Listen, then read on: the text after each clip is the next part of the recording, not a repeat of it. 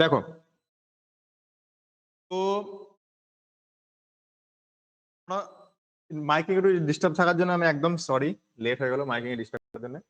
তো এটা টুটা ফুটা ইন্ডিয়ার ম্যাপ, ঠিক আছে, আমাদের পিয়ার আসা ইন্ডিয়া।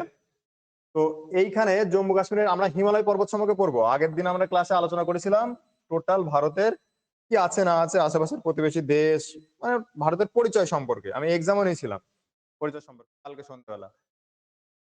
তাহলে নাঙ্গা পর্বত যেটা আছে জম্মু কাশ্মীরের, এইখান থেকে প্রায় 2500 কিমি হিমালয় পর্বত অর্ধচন্দ্রাকৃতি, এদিকে নামচা বারোয়া পর্যন্ত। আর পর্যন্ত 2500 কিলোমিটার হিমালয় পর্বত এটা যায়। ভারতের পাহাড় পর্বত সম্পর্কে আমরা পড়বো আর ভূপ্রকৃতি দেখবো আজকে। আগে আমরা এটা বুঝে নেব, তারপর আমরা টেক্সটে যাবো। টেক্সটে আছে একদম প্রথমে যেটা আছে, এই যেটা আছে, এটাকে বলা হয় ট্রান্স হিমালয়, একদম সর্ব উত্তরের পার্ট। এটা হচ্ছে ট্রান্স, এক নাম্বার একদম উপরে। তোমার যেটা আছে এখান থেকে 2 নম্বরে, এটা আমার হচ্ছে, এটা ট্রান্সকে আবার টেথিসও বলে, ট্রান্স বা টিস। তারপরে 2 নম্বরে যেটা আছে সেটা হচ্ছে হিমাদ্রি হিমালয়।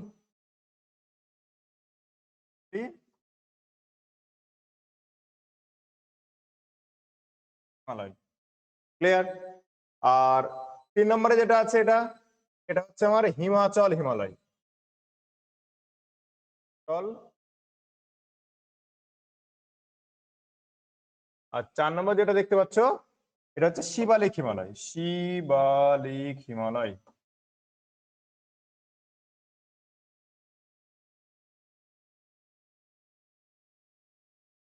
হচ্ছে গল্প। তো চার ভাগে ভাগ করা হয় আমরা দেখলাম। এবার আমাকে পরীক্ষায় কোশ্চেন দিতে পারে, সাজাও হিমালয়ের ভাগগুলোকে উত্তর থেকে দক্ষিণে সাজাও। উত্তর থেকে দক্ষিণে সাজাতে বললে তখন আমি ট্রান্স বা টেথিসকে রাখবো, তারপরে হিমাদ্রিকে রাখবো, তারপরে হিমাচলকে রাখবো, তারপরে শিবালিককে রাখবো, ঠিক আছে। আর গ্রেটার হিমালয় বলা হয় 2 নম্বর যেটা আছে, এটাকে বলা হয় গ্রেটার হিমালয়। নম্বরে যেটা আছে, এটা এটা আমার যেটা আছে, এটা হচ্ছে আমার গ্রেটার হিমালয়। গ্রেটার হিমালয় কেন বলছে? পৃথিবীর এবং হিমালয়ের সবচেয়ে উঁচু উঁচু পর্বতশৃঙ্গগুলো এখানে বিস্তৃত। এটা আর নিচে যেটা দেখতে পাচ্ছি আমরা, এই নিচ দিয়ে আমার হচ্ছে হিমাচল হিমালয়, উত্তরাখণ্ডের ওইখান দিয়ে আছে হিমাচল হিমালয়।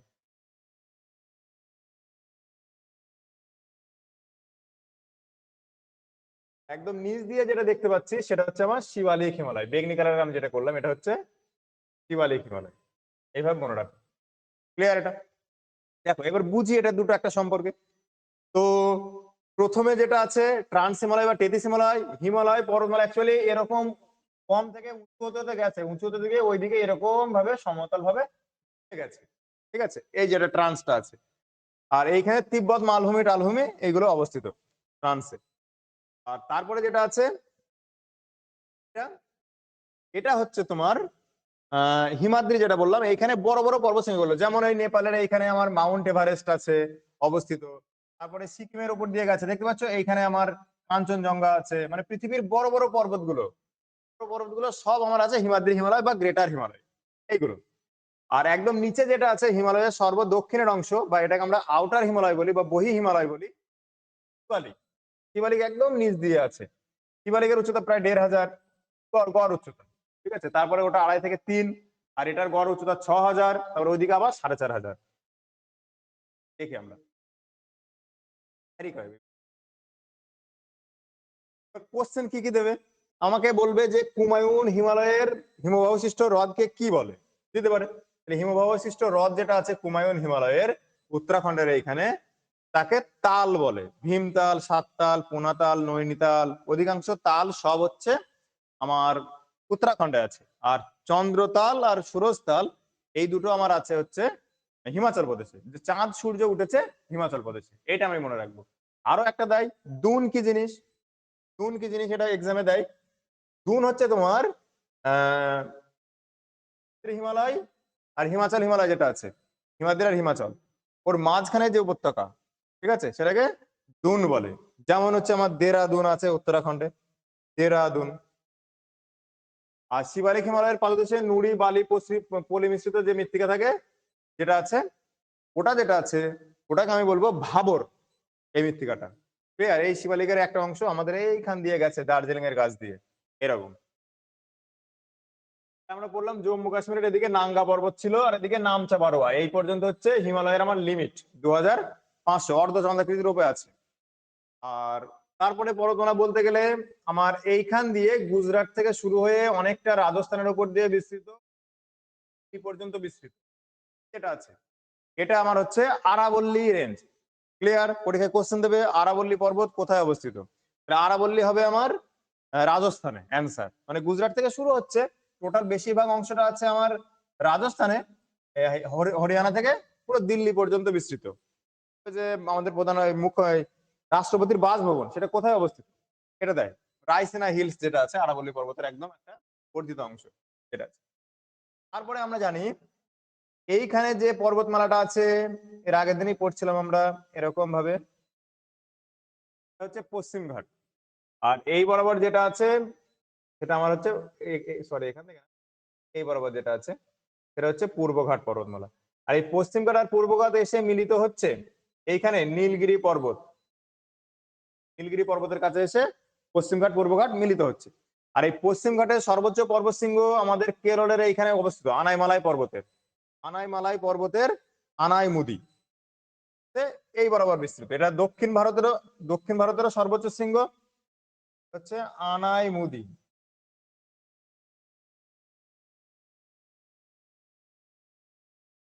দক্ষিণ ভারতেরও সর্বোচ্চ শৃঙ্গ, আবার পশ্চিমঘাট পর্বতেরও সর্বোচ্চ শৃঙ্গ।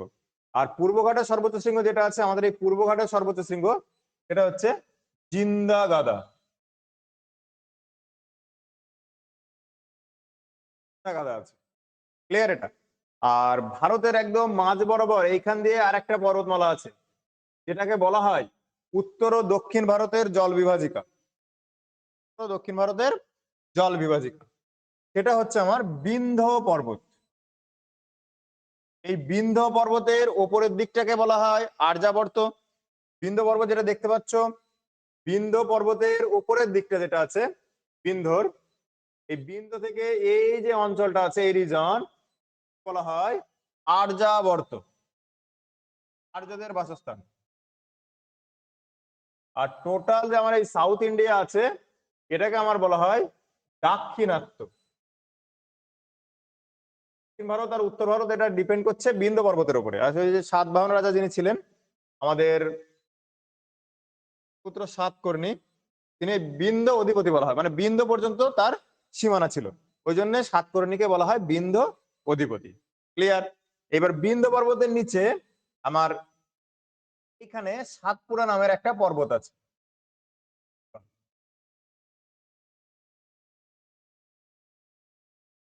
সাতপুরা নামে একটা পর্বত আছে। এই যে সাতপুরাটা আছে এই সাতপুরাটা হচ্ছে ভারতের স্তূপ পর্বত। ভারতের স্তূপ পর্বত কি জিনিস, এবার অন্য পর্বতের সঙ্গে স্তূপ পর্বতের পার্থক্য কি? তো অন্য পর্বতের সঙ্গে স্তূপ পর্বতের পার্থক্য হচ্ছে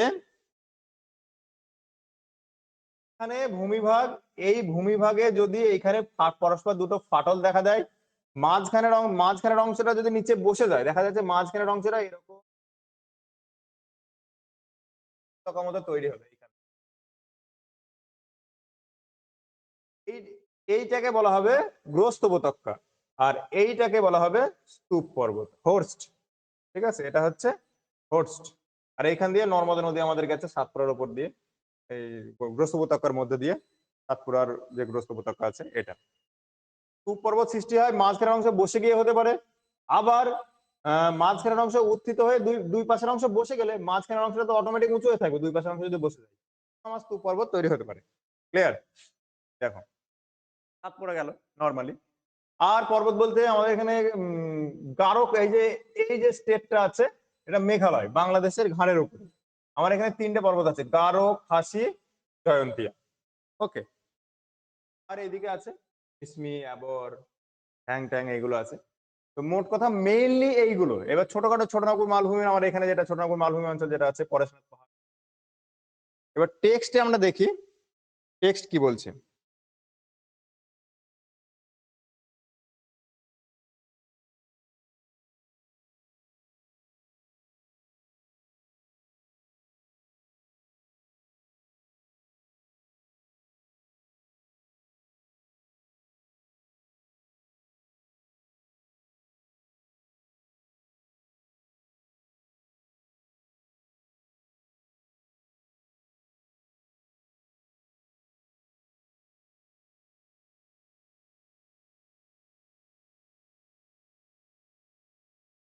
টেক্সট আমরা দেখি।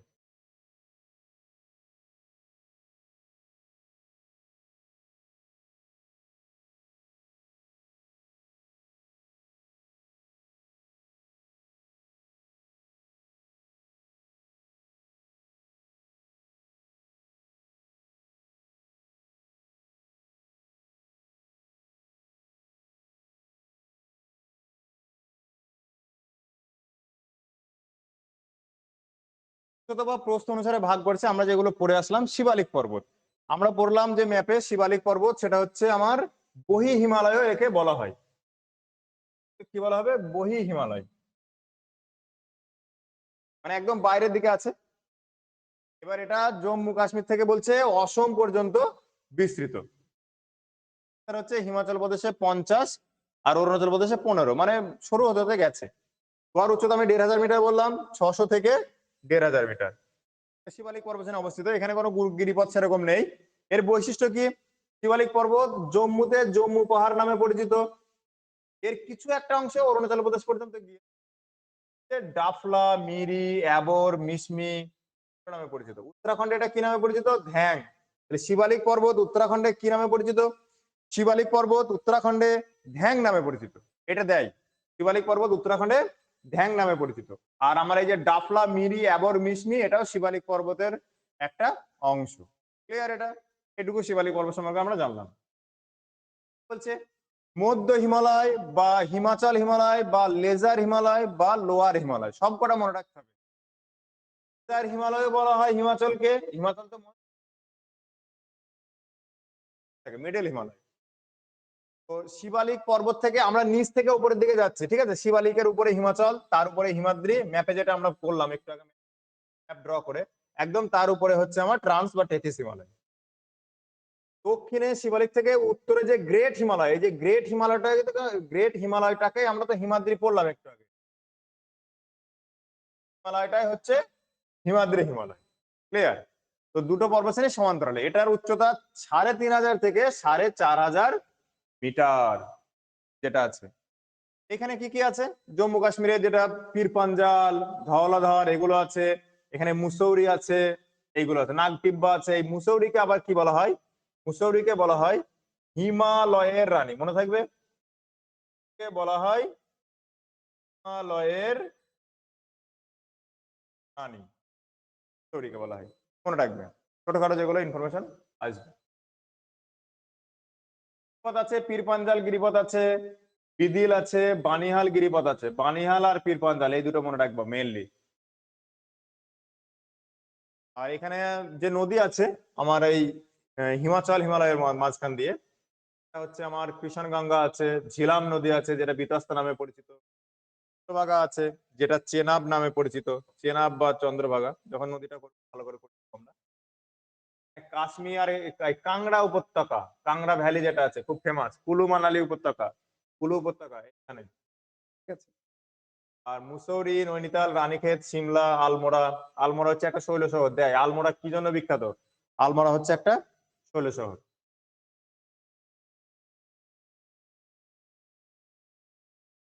নম্বরে যেটা বলছে ওর উপরে হিমাদ্রি হিমালয়,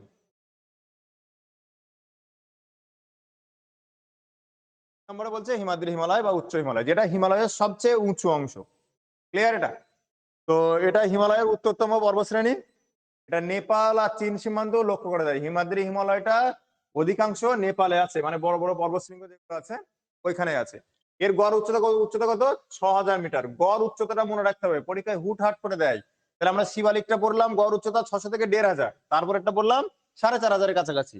আর এটার গড়পড়তা 6,000। তার মানে 6,000-এর উপরে যে শৃঙ্গগুলো আছে গড়পড়তা 5,000 থেকে 6,000 এরকম এরকম রেঞ্জের মধ্যে, সেটা নিশ্চয়ই হিমাদ্রির মধ্যে পড়বে। গিরিপথগুলো কি কি আছে? বারজিল আর জজিলা আছে, তারপরে বাড়ালাচা গিরিপথ আছে, শিবকিলা আছে, এগুলো সব হিমাচল প্রদেশে। হ্যাঁ, এই বারজিল বা এটাকে বুরজিলও পড়েছো তোমরা। আর জজিলা গিরিপথ জম্মু কাশ্মীরে, আর বাড়ালাচা শিবকিলা এটা হচ্ছে হিমাচল প্রদেশে। এই লা মানে গিরিপথ। আর হাগালা, নিটি আর লিপুলেক এটা উত্তরাখণ্ডে আছে। আর নাথুলা আর জেলেপলা এটা সিকিমে আছে। ক্লিয়ার এটা?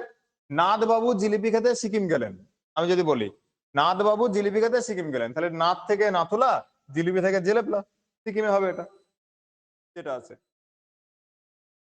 এই যে পর্বতশ্রেণী, এটা উত্তর পূর্বে নামচা বারোয়ার কাছে আর উত্তর পশ্চিমে নাঙ্গা পর্বতের মাঝে চুলের কাঁটার ন্যায় বেঁকে গেছে, এরকম ভাবে বেঁকে গেছে। এরকম করলাম, এইখানে হচ্ছে আমার জম্মু কাশ্মীরের নাঙ্গা পর্বত, আর এইখানে হচ্ছে অরুণাচল প্রদেশের আছে নামচা বারোয়া শৃঙ্গ। এই দুটো শৃঙ্গের মধ্যে বিস্তৃত 2500। এবার কি বলছে?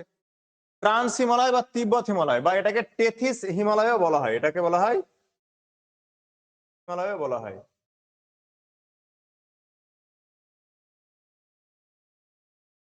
জম্মু কাশ্মীরের হিমাচল প্রদেশ সহ জম্মু কাশ্মীর হিমাচল প্রদেশ সহ তিব্বতে এটার অবস্থান। এটা 3,000 মিটার। তোমার তুমি বুঝতে পারছো হিমালয় পর্বতটা কিরকম? ধরো 1,500 থেকে শুরু হয়েছিল, দিয়ে উঠলো 4,500, আবার উঠলো 6,000, দিয়ে আবার নিচের দিকে ওইদিকে নেমে গেছে 3,000-এ গিয়ে মালভূমিতে মিলিত হয়ে গেছে, তিব্বত যে মালভূমি। জাসকার আছে, লাদাখ আছে, লাদাখ পর্বতশ্রেণী আছে। ওই একদম উপরে আমার কারাকোরাম আছে, জজিলা আছে। জাসকার পর্বতশ্রেণীর সর্বোচ্চ শৃঙ্গটা অনেক সময় দেয় লিও পার্গেল। লিও পার্গেল হচ্ছে জাসকার পর্বতশ্রেণীর সর্বোচ্চ শৃঙ্গ।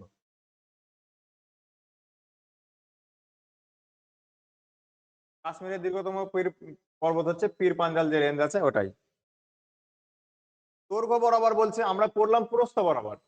দৈর্ঘ্য বরাবর যেটা আছে আমার পশ্চিম হিমালয়, পূর্ব হিমালয়, পশ্চিম হিমালয়, কারণ আমাদের ভারতবর্ষের পূর্ব দিকে সর্বপূর্বের রাজ্য পূর্ব দিকে যেটা আছে, তো পূর্ব দিকের রাজ্য হচ্ছে আমার অরুণাচল প্রদেশ, আর একদম পশ্চিম দিকে জম্মু কাশ্মীর আছে। তাহলে পশ্চিম হিমালয় বলবো নিশ্চয়ই কাশ্মীরের যে অংশে যে হিমালয়টা আছে। তো পশ্চিম ভাগ করছে কাশ্মীর হিমালয় জম্মু কাশ্মীরে আছে। গড়পড়তা উচ্চতা 3,000। এখানে তো মেন মেন যেগুলো জম্মু পাহাড় আছে, শিবালিক,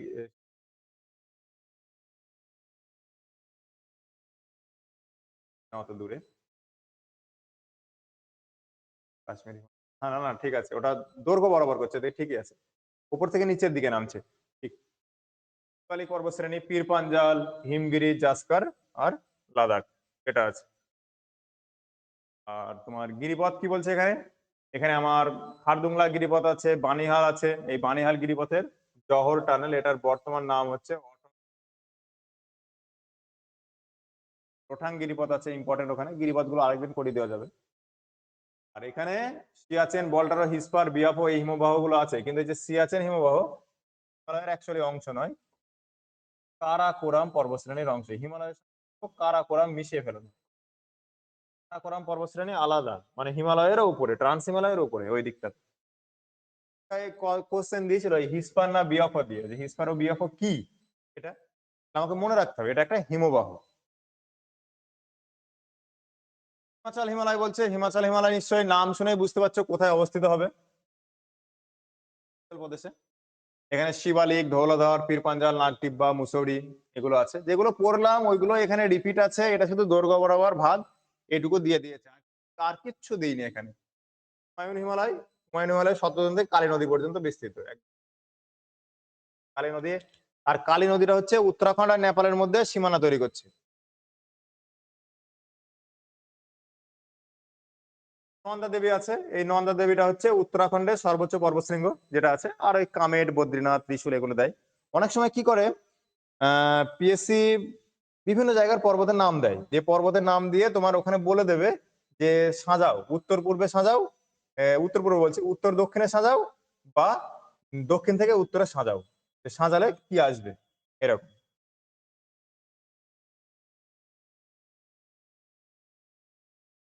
ইম্পর্টেন্ট হচ্ছে এখানে মানা পাস আছে, এটা ইম্পর্টেন্ট এইগুলো। হিমবাহ বলতে এখানে গঙ্গোত্রী হিমবাহ, যেখান থেকে আমাদের গঙ্গা নদী তৈরি হচ্ছে। যমুনোত্রী হিমবাহ আছে, যেখান থেকে যমুনা নদী উৎপত্তি লাভ করছে। আর এখানে তাল আছে, আমি তো একটু আগেই বললাম যে কুমায়ুন হিমালয়ের হিমবাহ সৃষ্ট হ্রদ, হিমবাহ সৃষ্ট হ্রদ, হিমবাহ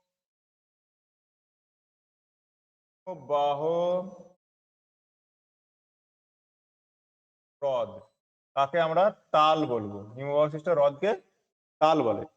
যেমন তোমার হচ্ছে নৈনিতাল, ভীমতাল, সাততাল, পুনাতাল, এরকম 36টা হ্রদ আছে ছোট ছোট এখানে। এবার পূর্ব হিমালয় বলছে, আর মধ্য যে হিমালয়টা আছে, মধ্য হিমালয়টা নেপালে অবস্থিত। তুমি ভালো করে ভেবে দেখো, পূর্ব দিক মানে আমাদের সিকিম ওই দিকটা, অসম ওই দিকটা পূর্ব, তারপরে মধ্য আসছে, আর এটা আমরা যেটা বললাম এক্ষুনি সেটা পশ্চিম। পূর্ব হিমালয়ের মধ্যে কি পড়ছে আমার? দার্জিলিং সিকিম হিমালয় পড়ছে। পশ্চিম সবাই জানো সিকিমে আমার কি আছে? কাঞ্চনজঙ্ঘা হচ্ছে 8500 প্রায়। সান্দাকফু আছে, এটা পশ্চিমবঙ্গের সর্বোচ্চ পর্বতশৃঙ্গ, 3630। অনেক বইয়ের 636ও আছে, অনেক বইয়ের 36 আছে। আর ফালুট, এই ফালুট সবার এটা দার্জিলিং আছে। ফালুট যেটা আছে সেটা হচ্ছে তোমার পশ্চিমবঙ্গের সর্ব উত্তরের শৃঙ্গ, উত্তরের। আর এখান থেকে আরেকটা কোশ্চেন দেয়, সর্ব উত্তরের শৃঙ্গ, তো এখান থেকে আরেকটা কোশ্চেন দেয় যে তোমার ধ্রুবতারাকে সর্বোচ্চ কোণে দেখা যায় কোথা থেকে? পশ্চিমবঙ্গের কোথা থেকে ধ্রুবতারাকে সর্বোচ্চ কোণে দেখা যাবে? ফালুট। পূর্ব হিমালয়ের এখানে ওই যে বললাম, নাথবাবু জিলিপি খেতে সিকিম গেলেন, নাথুলা, বুমলা আর জেলেপলা, এটা আছে। এখানে হিমবাহ আছে, জেমু হিমবাহ, যেখান থেকে আমাদের তিস্তা নদী উৎপত্তি হচ্ছে, উৎপত্তি লাভ করছে। ভুটান হিমালয় তো ভুটানে অবস্থিত, ওটা ওটা সম্পর্কে সেরকম কিছু পড়তে হবে না। এখানে ভুটানের সর্বোচ্চ শৃঙ্গ, এটা মনে রাখবা, কুলাকাংরি, এটা হচ্ছে ভুটানের সর্বোচ্চ পর্বত শৃঙ্গ। স্কিপ করো। অরুণাচল প্রদেশ সর্বোচ্চ পর্বতশৃঙ্গ, সে তো আমার নামচা বারোয়া হবেই, যেখানে আর বলবে যে পূর্বতম সীমান্তের নাম লেখো হিমালয় পর্বতমালার, পূর্বতম সীমান্ত হবে নামচা বারোয়া। আর পশ্চিমতম যে সীমান্ত আছে, পশ্চিমতম সীমান্ত ওটা আমার জম্মু কাশ্মীরের নাঙ্গা পর্বত। ক্লিয়ার? মধ্য হিমালয় একদম কালী নদী, এটা উত্তরাখণ্ড আর নেপালের মধ্যে সীমান্ত তৈরি করছিল, এখান থেকে পুরো তিস্তা পর্যন্ত বিস্তৃত মধ্য হিমালয়। এখানে আছে আমার মধ্য হিমালয় নিশ্চয়ই নেপালের মাউন্ট এভারেস্ট, মাকালু, ধবলগিরি, অন্নপূর্ণা। আর হিমালয়ের উচ্চ শৃঙ্গগুলো মধ্য হিমালয় আছে। আর গ্রেটার হিমালয় লেজার হিমালয় থেকে মেইন সেন্ট্রাল থ্রাস্ট এমসিটি দ্বারা বিচ্ছিন্ন। ক্লিয়ার এটা? আর লেজার হিমালয় শিবালিক থেকে মেইন বাউন্ডারি থ্রাস্ট দ্বারা বিচ্ছিন্ন এমবিটি। এমসিটি যেটা আছে সেটা হচ্ছে আমার গ্রেটার, যেটা আছে হিমাদ্রি, হিমাদ্রি, আর ওর নিচে আছে হিমাচল, হিমাদ্রি আর হিমাচল, হিমাদ্রি আর লেজার, লেজার হিমালয় আমরা একটু বললাম, হিমাচল হিমালয়কে বলে। এই হিমাদ্রি আর হিমাচল এদের মধ্যে যে বাউন্ডারিটা আছে সেটাকে বলে এম, বলে টি। হিমাচলের নিচে কি আছে? আমার শিবালিক আছে।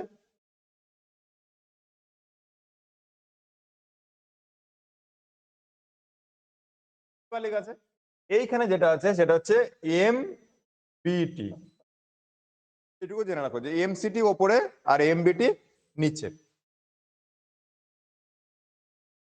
হিমালয়ের সিনটেক্সিয়াল বেন্ড, এটা খুব ইম্পর্টেন্ট। সিনটেক্সিয়াল বেন্ড মানে আমার এই যাচ্ছিল, এই গিয়ে হঠাৎ করে ইউ টার্ন নিয়ে নিল, এটাকে সিনটেক্সিয়াল বেন্ড বলে। আর পূর্ব হিমালয়ে যে, পূর্ব হিমালয়ে যেটা আছে যে বিস্তার, তা পূর্ব পশ্চিমে হঠাৎ শেষ হয়ে গেছে, দিয়ে সূচালো বাঁক সৃষ্টি করেছে, দক্ষিণ দিকে সূচালো বাঁক সৃষ্টি করেছে, এটাকে বলা হয় হিমালয়ের সিনটেক্সিয়াল বেন্ড। ওকে। ওই নাঙ্গা পর্বত, ওখানে সিন্ধু নদী গিরিখাত সৃষ্টি করেছে। আর একটা আছে অরুণাচল প্রদেশে, যেখান থেকে ব্রহ্মপুত্র নদী, বলবে নদী হিমালয়ের সিনটেক্সিয়াল বেন্ডের উপর দিয়ে প্রবাহিত, সেটা হচ্ছে ব্রহ্মপুত্র নদী, অ্যান্সার নাই। আর মানস সরোবরে অনেকে যায়, মানস সরোবরে তোমার মানস সরোবরে যাওয়ার পথে ওখানে উত্তরাখণ্ডের লিপু লেক গিরিপথ দিয়ে যায়। লিপ থেকে কোশ্চেন যদি করে তখন এটা দেবে। কাশ্মীর উপত্যকা যেটা আছে এটা কাশ্মীর উপত্যকার অবস্থান দেয়, এগুলো কিন্তু এড়িয়ে যাবে না। কাশ্মীর উপত্যকার অবস্থান হচ্ছে পীর পাঞ্জাল আর জাসকার পর্বত, এই দুটোর মধ্যে আমার আছে কাশ্মীর উপত্যকা, যেটাকে আমরা পৃথিবীর ভূস্বর্গ বলি। যেটা নাথুলা গিরিপথ বন্ধ ছিল, 2006 সালে খোলা হয় চীনের সঙ্গে বাণিজ্যের জন্য। মাউন্ট এভারেস্ট উচ্চতা হচ্ছে 8848। এবার মাউন্ট এভারেস্টের উচ্চতা আস্তে আস্তে বাড়ছে এই ন্যাশনাল জিওগ্রাফিক সোসাইটি দ্বারা 8850, যেটা অপশনে থাকবে সেটা তোমরা করবে। কাঞ্চনজঙ্ঘা একটু আগে বললাম, কাঞ্চনজঙ্ঘা হচ্ছে হিমালয়ের দ্বিতীয় উচ্চতম। কাঞ্চনজঙ্ঘাটা হচ্ছে মাউন্ট এভারেস্টের পরে, এটা হচ্ছে ফার্স্ট, আর কাঞ্চনজঙ্ঘাটা হচ্ছে সেকেন্ড। ক্লিয়ার? আর পৃথিবীর মধ্যে তৃতীয় এটা। বললাম এটা হচ্ছে হিমালয়ের অবস্থান বলছি। পরে এর আগেও কিন্তু আরেকটা আছে, কোনটা বলতো? কারাকোরাম রেঞ্জ যেটা আছে আমার, কারাকোরাম পর্বত। কারাকোরাম পর্বতের গডইন অস্টিন বা কেটু, ওটা আছে গডইন অস্টিন বা কেটু। যেগুলো আছে উচ্চতা খুব একটা মনে রাখতে হবে না, এমনি পড়ে রাখবে। ঠিক আছে? হিমালয় মাউন্ট এভারেস্ট কোথায় কি নামে পরিচিত একটু দেয়, হ্যাঁ তো পড়বো পরে, হয়তো আছে। মাউন্ট এভারেস্ট তোমার পিক 15 নামে পরিচিত। মাউন্ট এভারেস্ট কে পিক 15 বলা হয়।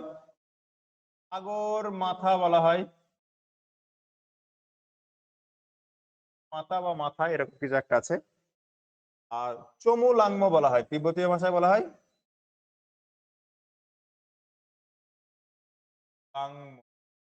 চমু লাংমো বলা হয়। নন্দা দেবী একটু আগে বললাম আমরা, উত্তরাখণ্ডের সর্বোচ্চ পর্বতশৃঙ্গ, এরকম আর কিছুই নাই সেরকম।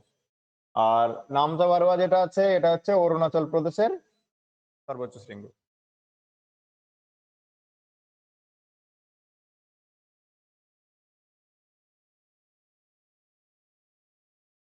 জিপিএস এর পুরো নাম দেয় জিপিএস। জিপিএস এর পুরো হচ্ছে গ্লোবাল পজিশনিং সিস্টেম। আর জিআইএস দেয় জিআইএস, জিওগ্রাফিক্যাল ইনফরমেশন সিস্টেম যেটা আছে। হিমালয় এভারেস্টের নামকরণ এভারেস্ট হলো কেন? অন্য কিছু তো হতে পারতো। তো তদানীন্তন ভারতের surveyor general sir George Everest প্রথম এভারেস্টের নাম নথিভুক্ত করে, দিয়ে তার নাম অনুসারে, তাহলে ভারতের সার্ভেয়ার জেনারেল ছিলেন কে? George Everest. তার নাম অনুসারে নামটা রাখা হয়েছে। নাম ও এখানে আছে তো, এই দেখো পূর্বের নাম বলছে পিক 15, তিব্বতে চোমোলাংমা, আর নেপালে সাগর মাথা। একটা মাথা। সর্বপ্রথম এভারেস্টে কে পা দেন, পদার্পণ করেন? এটা আমরা সবাই জানি, এডমন্ড হিলারি এবং তেনজিং নোরগে 53-তে। আর অক্সিজেন না নিয়ে পৌঁছানো ইতালির বলছে রেনহল্ড মেসন, আর অস্ট্রেলিয়ার হেবলে। ওকে। আর প্রথম মহিলা হিসাবে জাপানের জুনকো তাবেই। আর ভারতের প্রথম মহিলা যদি বলে সেটা হচ্ছে বাচেন্দ্রী পাল, ভারতের। আর প্রথম হচ্ছে জাপানের জুনকো তাবেই। আর প্রতিবন্ধী হিসাবে টম হুইটেকার, ইনি যিনি আছেন। টেক্সটটা সুন্দর করে পড়বা। আর সর্বাধিকবার এভারেস্টে আপ্পা শেরপা 18 বার উনি উঠেছেন, আপ্পা শেরপা টোটাল 18 বার এভারেস্ট উঠেছেন। সর্বকনিষ্ঠ বলছে তিব্বতের মিং কিগা শেরপা। এইগুলো তুমি দেখতে পাচ্ছ আনকমন টাইপের জিনিস, মনে মনে থাকে না, কিন্তু তোমাকে মনে রাখতে হবে। হুট করে 1 নম্বর পরীক্ষায় প্রচুর দাম, হুট করে সর্বকনিষ্ঠ হিসেবে দিয়ে দিল, সারা বছর ওসব প্রথম মহিলা প্রথম পুরুষ ওসব দিয়ে দিয়ে দিয়ে দিয়ে ওরা দেখা যাচ্ছে ব্যতিব্যস্ত হয়ে গেছে। জটিল করে এটা দেবে বইয়ে যখন আছে তখন আমরা পড়ে নেবো। আর প্রবীণতম মিন বাহাদুর যিনি আছেন শেরচান, প্রবীণতম সবচেয়ে। আর বাঙালি হিসাবে আমাদের সত্যব্রত নামটা, যদি বন্ধু বান্ধব থাকে, সত্যব্রত নামের কোনো বন্ধু থাকে, তাকে দিয়ে মনে রাখতে হবে যে সত্যব্রত যিনি আছেন, ওই সত্যব্রত বাঙালি হিসাবে মাউন্ট এভারেস্ট জয় করেন। আর বাঙালি মহিলা হচ্ছে শিপ্রা মজুমদার, পশ্চিমবঙ্গের কুঙ্কা ভাটিয়া। কাশ্মীর উপত্যকা সৌন্দর্য কিছুই মনে রাখতে হবে না। কাশ্মীর উপত্যকা কোথায় অবস্থিত সেটা একটু আগেই বললাম, পীর পাঞ্জাল আর জাসকার। ঠিক আছে, পীর পাঞ্জাল এখানে, কাশ্মীর উপত্যকা এখানে, জাসকার। পি কে জে এটা মনে রাখবা। জাসকার তো জে তে হয় না, অ্যাকচুয়ালি জাসকার হচ্ছে জেড তে হয়, পি কে জেড যেটা আছে। পীর পাঞ্জাল আর জাসকার এর মাঝখানে আছে কাশ্মীর উপত্যকা, একে বলা হয় পৃথিবীর ভূস্বর্গ। কারেওয়া, কারেওয়া হচ্ছে তোমার জাফরান চাষের জন্য বিখ্যাত। আর এটা হিমবাহ সৃষ্ট মৃত্তিকা, হিমবাহের ফলে বায়ুত নুড়ি বালি পলি এগুলো মিশ্রিত হয়ে যেটা হয় সেটা আর হিমবাহের মিলিত সঞ্চয়কার্যের ফলে হ্রদ ভরাট হয়ে মঞ্চের ন্যায় তৈরি হয়, সেটাই কারেওয়া। এখানে ঝিলাম নদী প্রবাহিত হয়েছে কাশ্মীরের উপর দিয়ে, ঠিক আছে, যেটাকে আমরা একটু আগে বললাম ঝিলাম নদীকে কি বলা হয়, বিতস্তাও বলা হয় ঝিলাম নদীকে। আর এখানে জাফরান চাষের জন্য বিখ্যাত, একমাত্র কাশ্মীর উপত্যকাতে হয় জাফরান। কাংড়া উপত্যকা, কুলু কাংড়া হিমাচল প্রদেশে, শুধু কোথায় অবস্থান সেটা বলবা। কুলু উপত্যকা এটাও হিমাচল প্রদেশে, রাভি নদীর উপত্যকা এটা। অন্যান্য যে পর্বত আছে ভারতের একদম উপরে, আমরা যদি ভারতের ম্যাপটা এখানে ড্র করার চেষ্টা করি একটু,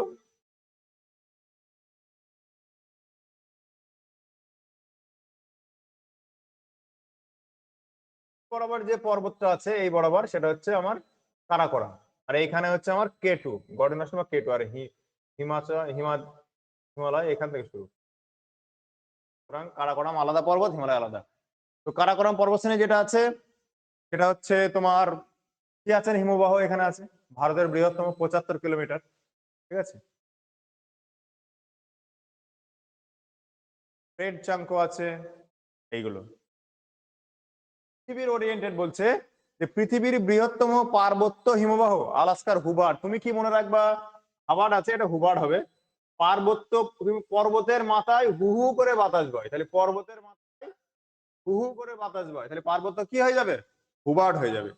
পৃথিবীর দীর্ঘতম মহাদেশীয়, এবার মহাদেশ থেকে আমি মনে রাখবো আমার মহাদেশীয় আছে আন্টার্কটিকা, ওইখানে আছে, তাহলে আন্টার্কটিকা কি হবে, ল্যামবার্ট। ওকে, আন্টার্কটিকার ল্যামবার্ট। আর মহাদেশীয় দ্রুততম বলছে এটা গ্রিনল্যান্ডের কোয়ারেক, ঠিক আছে, কোয়ারেক বা কোয়ারেক।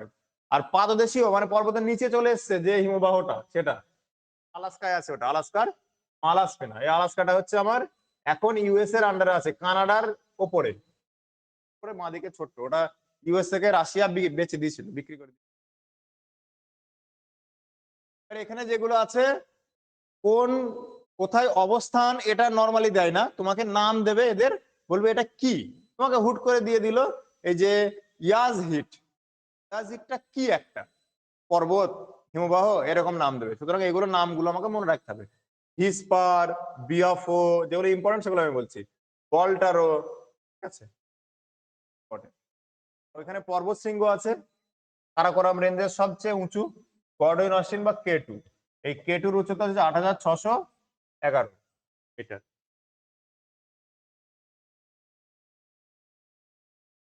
ব্রুম 1 2 এগুলো অনেক এক্সট্রা আছে, এক্সট্রা সব পড়ার দরকার নেই, এগুলো এগুলো পীরপাঞ্জাল রেঞ্জে বলছে, রিডিং করে নেবো বাস। আর যেগুলো ইম্পর্টেন্ট সেগুলো আমি আলোচনা করে দিচ্ছি, চাপ নেই।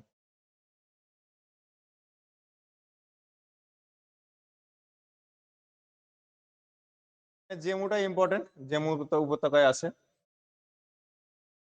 গিরিপথ গুলো আরেকদিনে আমি করিয়ে দেবো, গিরিপথ কোড করে করে সুন্দর করে করিয়ে দেবো গিরিপথ গুলো, সব একদিনে নেওয়া যাবে না, ভূপতি অনেকটা বড়, আমাদের হিমালয় পর্বতটাই পড়া থাকবে মেনলি, আজকে ভূপতি করতে গিয়ে সব শেষ হয়ে যাবে।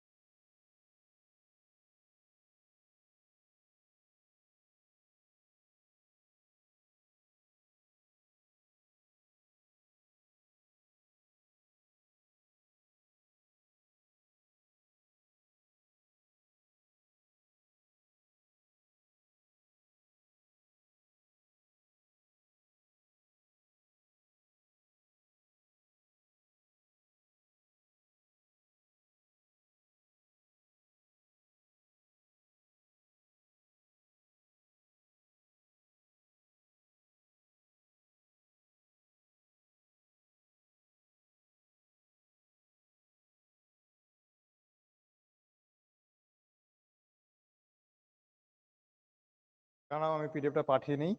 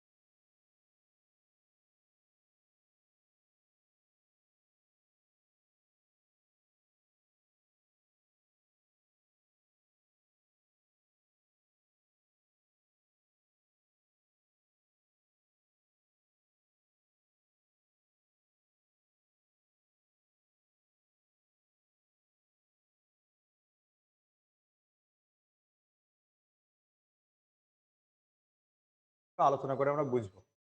সামনে কেউ দেখে দেখে কেউ যদি আলোচনা করিয়ে দেয় সেটা বেশি মনে থাকে, আর কোন টাইপের হবে এক্সট্রা যে ইনফরমেশন গুলো দেবো সেগুলো মনে রাখবে, তাহলে হবে।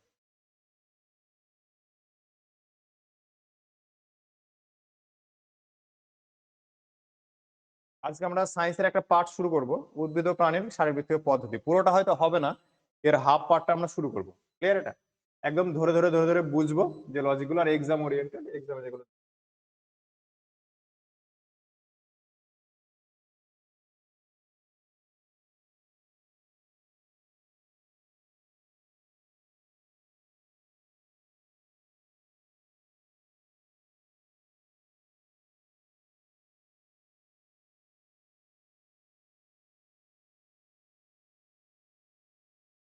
উদ্ভিদ ও প্রাণীর কতগুলো শারীরবৃত্তীয় পদ্ধতি ক্লাসের পরে আমি পিডিএফটা দিয়ে দেবো, পিডিএফটা বাড়িতে পড়ে নেবে। আর একদম সামনের যেদিন জিকে পড়া আছে তার আগের দিন রাতে আমরা এর এক্সামটা লিঙ্ক দিয়ে দেবো, রাত্রিবেলা দিয়ে দেবে। এইভাবে প্রস্তুতিটা বজায় রাখতে হবে। ক্লিয়ার? এটা দেখো, তো বিভিন্ন উদ্ভিদের মধ্যে যে পদ্ধতিগুলো হয় এগুলো বাচ্চাদের মধ্যে সংজ্ঞা পড়ে তো আমাদের কাজ নাই মোটামুটি। এক্সাম ওরিয়েন্টেড দেখে কি কি দেয়, সালোক সংশ্লেষ আমরা সবাই জানি সালোক সংশ্লেষ কিভাবে হয়, কি হয় না হয়। তো সালোক সংশ্লেষের ফলে যেটা উৎপন্ন হয় গ্লুকোজ, অনেক সময় পরীক্ষায় গ্লুকোজের সংকেতটা দেয় 12O6। আর সালোক সংশ্লেষ কোথায় হয় সেটা দেয় ক্লোরোফিল যুক্ত যে কোনো জিনিস থাকলে সেখানে হবে। মেসোফিল কলা পাতা সূর্যালোকের সাহায্যে কার্বন ডাই অক্সাইড আর জল এদের সম্মিলিত ফল। আবার দিতে পারে যে আমার সালোক সংশ্লেষে কত অণু জল উৎপন্ন হয়, বা তোমাকে দেবে যে সালোক সংশ্লেষে কত অণু অক্সিজেন উৎপন্ন হয়, এরকমও দিতে পারে।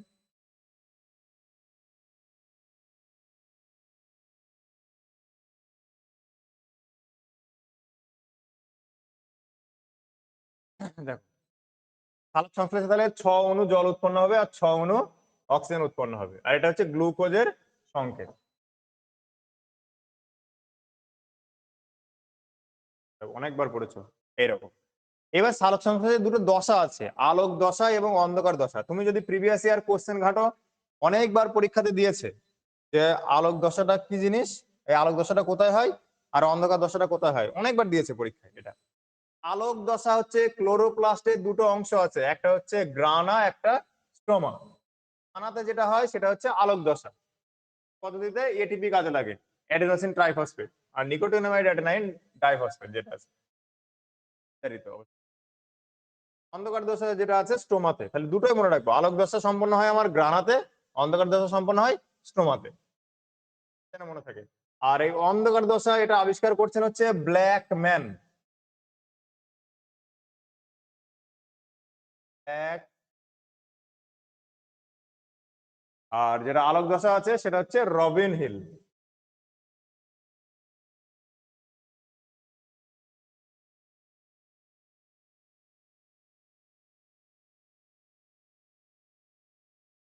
আলোক সংশ্লেষীয় রঞ্জক অবশ্যই ক্লোরোফিল। শ্বসন বলছে, শ্বসন একটা এই উপচিতি আর অপচিতি দুটো ব্যাপার আছে এখানে। এখানে শ্বসনকে অপচিতি বলছে, এই ব্যাপারটা আমরা হালকা একটু বুঝে নেই যে উপচিতি আর অপচিতি ব্যাপারটা কি জিনিস, কি আর হচ্ছে অপচিতি।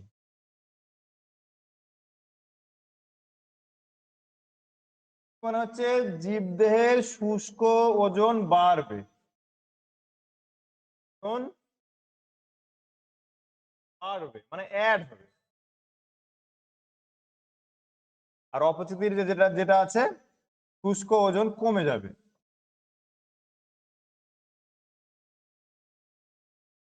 ওজন ক্লিয়ার এটা? দেখো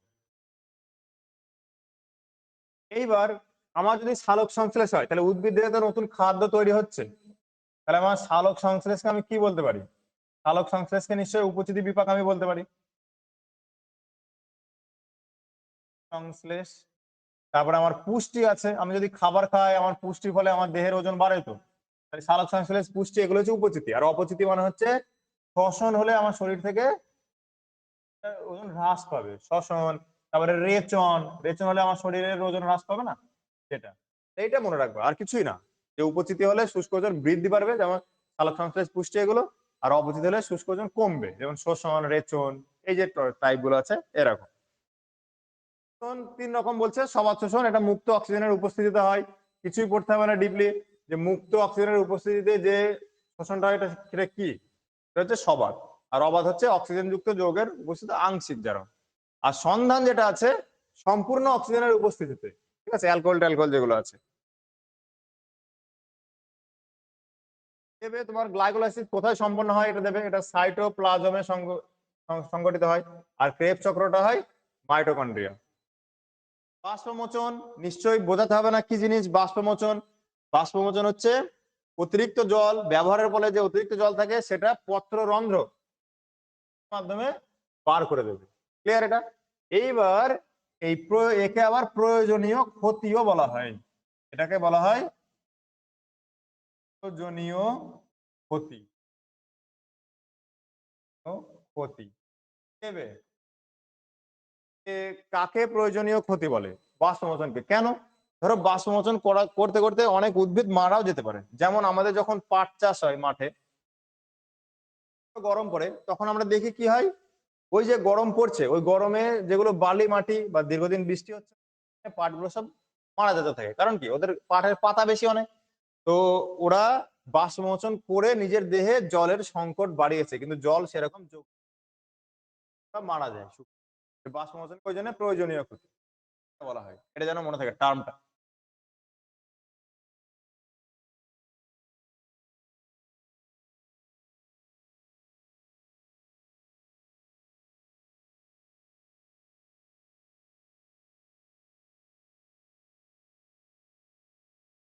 যেগুলো দেয় না। দেখো পুষ্টিটা ইম্পর্টেন্ট আছে, নিউট্রিশন। পুষ্টিটা কি জিনিস? পুষ্টি আগে আমি বলে নেই, তারপরে আমি টেক্সটে আসছি, ঠিক আছে?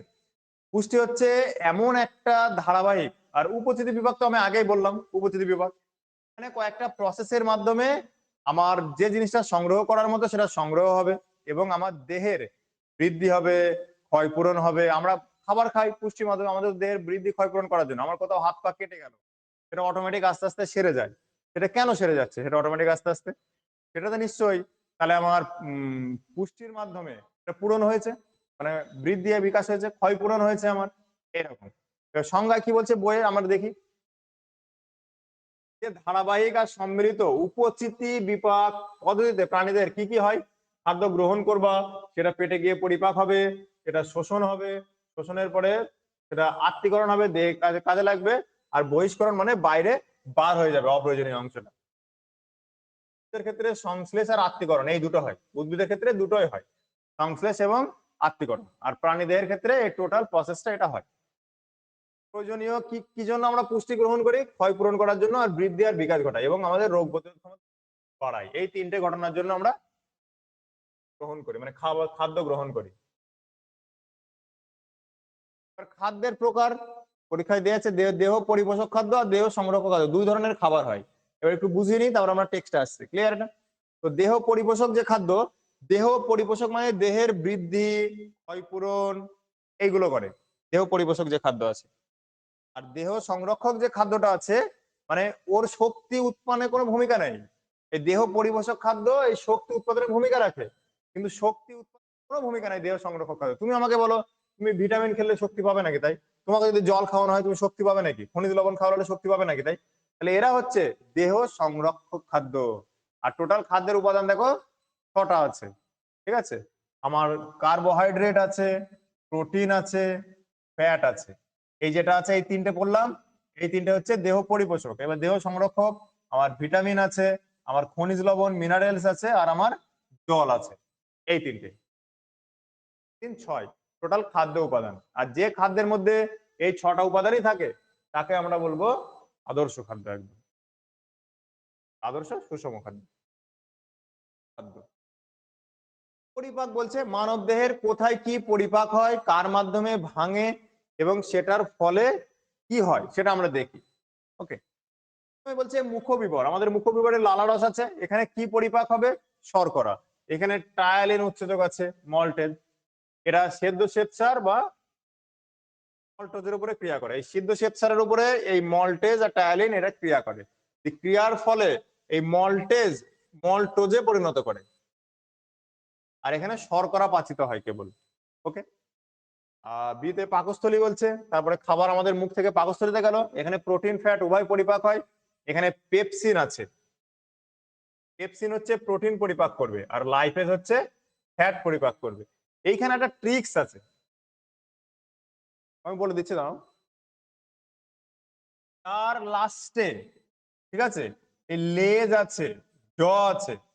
ঠিক আছে, তুমি শুধু মনে রাখবে লাইপেজ থেকে মনে রাখবে, লাইপেজ কি ভাঙবে, লাইপেজ লিপিড ভাঙবে।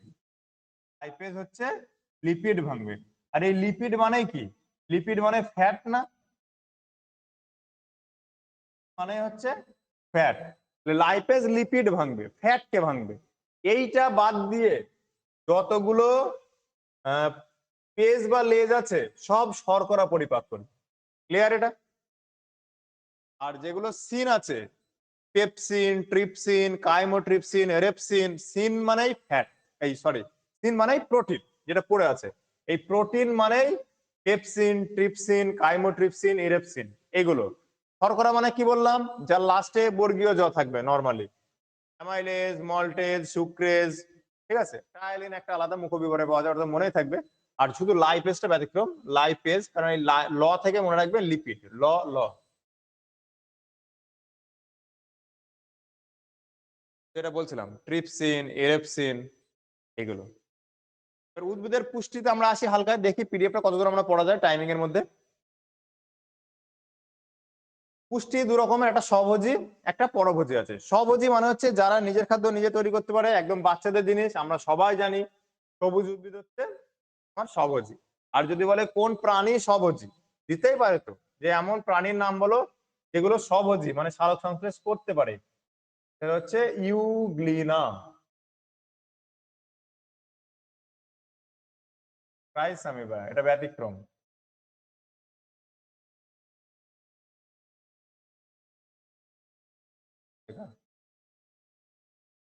আমার পরভোজী।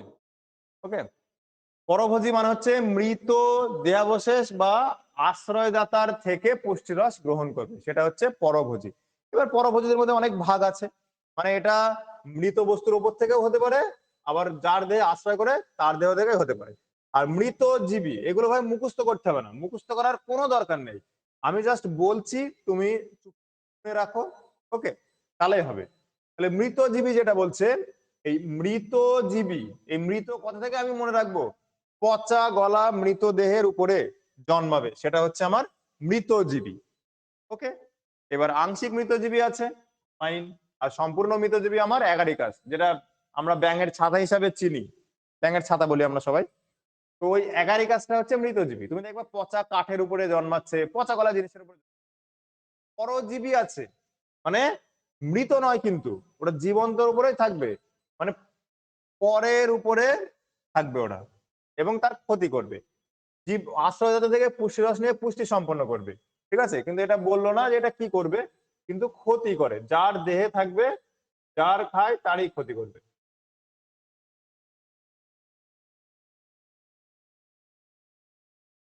আংশিক পরজীবী চন্দন আমি বলতে পারি, আর সম্পূর্ণ পরজীবী স্বর্ণলতা বলতে পারি। আর পরজীবী আমাদের উকুন বলতে পারি পরজীবী। আমার বহি পরজীবী আমাদের মাথায় থাকে, এই যেটা উকুন বলছি, উকুন হচ্ছে বহিঃপরজীবী।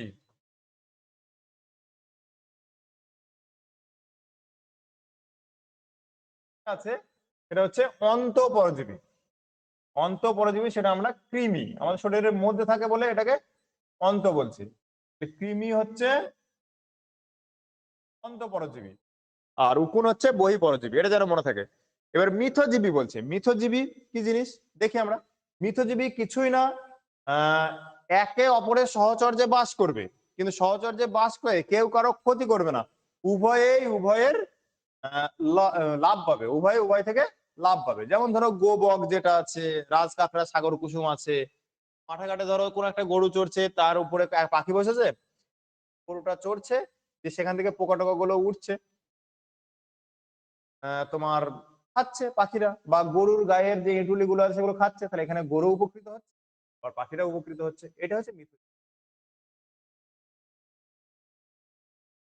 রাইজোবিয়াম আছে, যে পরিবেশ থেকে পুষ্টি সংগ্রহ করছে, সেটা মটর গাছের ওর মধ্যে থাকে, ডাল জাতীয় শস্য, নিম্বগোত্রীয় উদ্ভিদের। তো সে পরিবেশ থেকে নাইট্রোজেন নিয়ে উদ্ভিদকে দিচ্ছে, আবার উদ্ভিদ দেহ থেকে সে পুষ্টি সংগ্রহ করছে, তাহলে উভয়ে লাভ করছে, সেটাই বলছে। বইয়ে কি বলছে দেখি আমরা। ভিন্ন প্রজাতির জীব খাদ্য আর বাসস্থানের জন্য সহাবস্থান করে এবং পুষ্টি আচ্ছা, একটা ব্যতিহারি আছে, যেমন লাইকেন আছে। লাইকেন, লাইকেন থেকে আরেকটা মনে রাখো, পরিবেশ দূষণের মানে মানে বোঝা যায় এটা থেকে পরিবেশ দূষণের মাত্রা। আর সহভোক্তা আছে রাসনা গাছপিপুল। এখনো অনেক আছে, ওই যে গোবক যেটা আমি বললাম, তারপরে তোমার সাগর কুসুম, রাজকাঁকড়া যেটা বললাম ওটা। পতঙ্গভুক আমরা কম বেশি সবাই পরিচিত পতঙ্গভুকের সঙ্গে, মানে কীট পতঙ্গ থেকে যে উদ্ভিদ পুষ্টিরস সম্পন্ন করে, কিন্তু এখানে যেটা বলা নেই সেটা মনে রাখতে হবে। পতঙ্গভুক উদ্ভিদ সংস্পর্শে আসে, পতঙ্গভুক উদ্ভিদ প্রোটিনের সংস্পর্শে আসে, ঠিক আছে। সংস্পর্শে আসলেই সে তাকে ক্যাপচার করে নেবে। যেমন আমার কলসপত্রী আছে, সূর্য শিশির আছে। কলসির মতো একটা গাছ এরকম, এর মধ্যে তরল থাকে, এটা খুব স্লিপারি হয়, কেউ এসে এর মধ্যে ইঁদুর বা কোনো পতঙ্গ রসটার মধ্যে ডুবে যায়। খনিজ মৌল আমরা আসি, আমরা তো দেখলাম খনিজ মৌল হচ্ছে দুটো আছে, ম্যাক্রো এলিমেন্ট আর মাইক্রো। আমরা ম্যাক্রো মাইক্রো যেন গুলিয়ে না যায়। ম্যাক্রো মানে কি? ম্যাক্রো মানে বড় বড় না। আর মাইক্রো মানে কি? মাইক্রো মানে ক্ষুদ্র ক্ষুদ্র না। এক্সামে মাইক্রো করে, মাইক্রো মানে তো ক্ষুদ্র ক্ষুদ্র লেখা। তাহলে মাইক্রো এলিমেন্ট, মাইক্রো মানে কম, মানে ছোট, তার মানে কম পরিমাণে প্রয়োজন। আর আমাদের দেহে যেগুলো বেশি পরিমাণে প্রয়োজন সেটা হচ্ছে ম্যাক্রো। ম্যাক্রো ক্যামেরা উঠেছে এখন, ম্যাক্রো মানে বড় করে দেখানো। তাহলে আমাদের শরীরে যেগুলো বেশি পরিমাণে প্রয়োজন সেটা হচ্ছে ম্যাক্রো এলিমেন্ট। তাহলে ম্যাক্রো এলিমেন্টের মধ্যে কি বলছে? আমার ক্যালসিয়াম বলছে। ক্যালসিয়াম প্রধান কোথায় থাকে? দাঁত আর হাড়ের গঠনে সাহায্য করবে, আর রক্ত জমাট বাঁধতেও সাহায্য করে, কারণ ক্যালসিয়ামের Ca++ আয়ন, ঠিক আছে। বলবে কোন খনিজ লবণ বা কোন আয়ন আমার রক্ত জমাট বাঁধতে সাহায্য করে? ক্যালসিয়াম হবে। যদি বলে কোন ভিটামিন, তখন ভিটামিন কে হবে। যদি বলে কোন প্রোটিন, প্রোটিন বলতে আমার ফাইব্রিনোজেন হবে।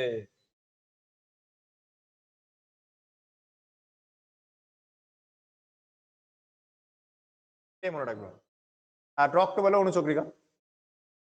আর দাঁত আর হাড়ের গঠনকে ব্যাহত করে, অভাবজনিত লক্ষণ বলছে, এর অভাবে কি হয়? আর দেহের বৃদ্ধিকে প্রতিহত করে। তাহলে ক্যালসিয়ামের ভূমিকা এইটুকুই আমরা জানলাম।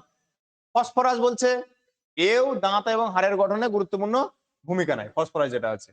ওকে। অ্যাসিড ক্ষারের সমতা রক্ষা করে, এটিপি, ডিএনএ, আরএনএ এর গঠনগত উপাদান আছে। যেটা সালফার অ্যামাইনো অ্যাসিডের গঠন, প্রোটিন বিভাগে সাহায্য করে। পটাশিয়ামটা খুব ইম্পর্টেন্ট, পটাশিয়ামটা, ঠিক আছে। পটাশিয়ামটা হচ্ছে অ্যাসিড ক্ষারের সমতা রক্ষা করে, জল সাম্য নিয়ন্ত্রণ করে। এইটা জল সাম্য নিয়ন্ত্রণ করে। শারীরিক দুর্বল যেটা আছে, পেশি দুর্বল হয়ে পড়ে, প্যারালাইসিস হওয়ার সম্ভাবনা বেড়ে যায়, রক্তচাপকে কমিয়ে, ঠিক আছে, এটা পটাশিয়াম।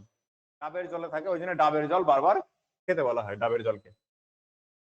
ক্লোরিন ও অ্যাসিড ক্ষারের সমতা রক্ষা করে, গ্যাস্ট্রিক জুসের উপাদান একটা প্রধান ক্লোরিন। এখানে পেশির টান সৃষ্টি করে আর ক্ষুধা মন্দা দেখা যায় এর ফলে। সোডিয়াম যেটা আছে, সোডিয়ামের ফলে রক্তচাপ কমে যায়, ক্ষুধা মন্দা দেখা যায়, টান সৃষ্টি হয়, এরকম। ম্যাগনেসিয়াম, লোহা, আয়োডিন এগুলো মনে রাখবা। আয়োডিনটা মনে রাখবা বিশেষ করে। আর যেটা আমার লৌহ বলছে, লোহা হচ্ছে লোহার অভাবে অ্যানেমিয়া রোগ হয়। অ্যানেমিয়াটা হচ্ছে রক্তাল্পতা।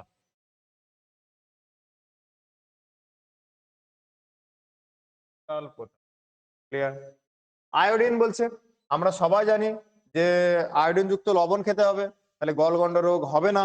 পাহাড়ি লোকেদের বেশি হয়, কারণ ওখানকার যে ফসলগুলো আছে, শাকসবজি বলো না কেন, যাই বলো না কেন, ওই পর্বত ওইখান থেকে তো লবণগুলো ধুয়ে ধুয়ে নিচে নেমে পড়ে, ওখানে আয়োডিন কম থাকে, ওই জন্য পার্বত্য এলাকার লোকেদের বেশি দেখা যায়, ওদের খাবারে আয়োডিন কম থাকে, ওই জন্য আয়োডিন যুক্ত আয়োডাইজড সল্ট খেতে বলা হয়। আয়োডিন থাইরক্সিন হরমোনের গঠনগত উপাদান। আর যে থাইরক্সিন হরমোনটা আছে, এটা আমাদের গ্রীবাদেশে ল্যারিংসের দুপাশে থাইরয়েড যে গ্রন্থি আছে, সেই থাইরয়েড গ্রন্থি থেকে ক্ষরিত হয়। এটা হচ্ছে বিশেষ এবার দিয়েছিল মানব দেহের সর্ববৃহৎ গ্রন্থি। তাহলে আয়োডিন গলগন্ড, এই গলগন্ডটা হচ্ছে বড়দের, আর ক্রিয়েটিনিজম হচ্ছে এটা শিশুদের, হচ্ছে শিশুদের। গেল আমাদের ম্যাক্রো, মানে আমাদের শরীরে বেশি পরিমাণে প্রয়োজন। এইবার বলছে মাইক্রো এলিমেন্ট। মাইক্রো মানে কম বা স্বল্পমাত্রিক মৌলিক উপাদান। তো এখানে হচ্ছে তোমার ফ্লুরিন পাওয়া যাচ্ছে। ফ্লুরিন দাঁত এবং হাড়ের গঠনকে নিয়ন্ত্রণ করবে। দাঁত দুর্বল হয়ে যায়, অত্যাধিক ক্ষয় যায়, বৃদ্ধি। সঠিক পরিমাণে প্রয়োজন, আবার বেশি হলেও সমস্যা, ফ্লুরাইড রোগ হবে, মানে ফ্লোরোসিস যেটা আছে। জিঙ্ক বলছে, জিঙ্ক হচ্ছে চামড়ার সঙ্গে যুক্ত, আমাদের প্রজনন ক্রিয়া হ্রাস পাবে, চামড়া অনাক্রমতা এগুলো দেখবে।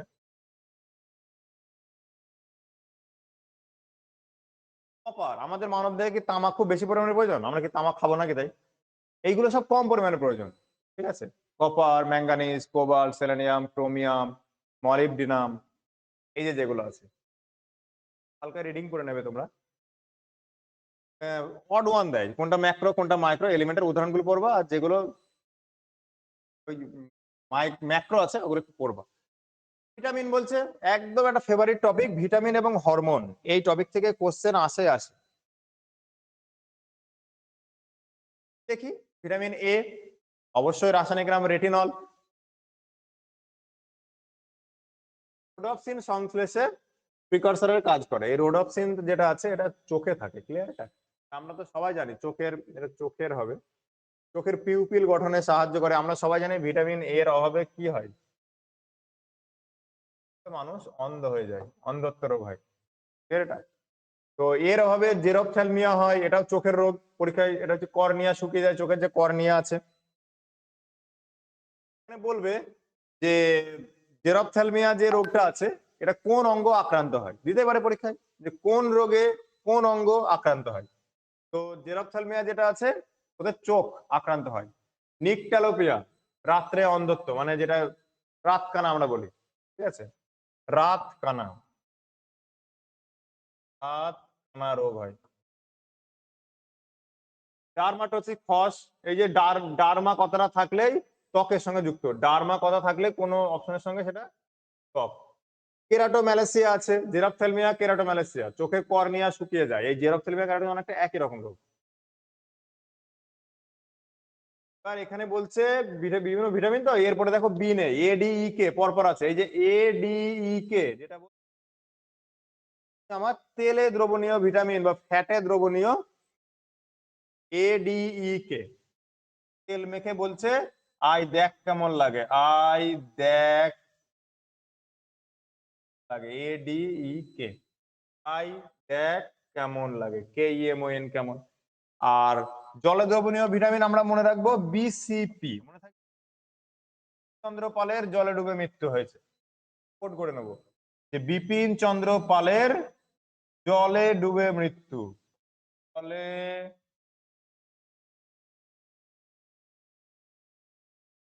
আদৌ না, আমরা কোট করেছি এটা বুঝতে পারার জন্য। বিপিন চন্দ্র পাল, এটা হচ্ছে আমার জলে দ্রবণীয় ভিটামিন। কি সবাই আমরা জানি কম বেশি যে ডি আমাদের হাড়ের গঠন নিয়ন্ত্রণ করে, দাঁতের বৃদ্ধি, ক্যালসিয়াম আর ম্যাগনেসিয়াম বিভাগ নিয়ন্ত্রণ করে। আর বড়দের যেটা হয়, বড়দের যেটা হাড়ের রোগ সেটাকে অস্টিওম্যালাসিয়া বলে, আর ছোটদের যেটা হাড়ের রোগ সেটাকে কি বলে, রিকেটস বলে, ক্লিয়ার? এটা ভিটামিন ই যেটা আছে, ভিটামিন ই রাসায়নিক নাম হচ্ছে টোকোফেরল।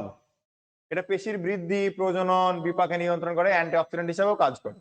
ওকে, ভিটামিন ই হবে বন্ধ্যাত্ব রোগ হয়, এটা শাক পাতায় বেশি পাওয়া যায়, শাক।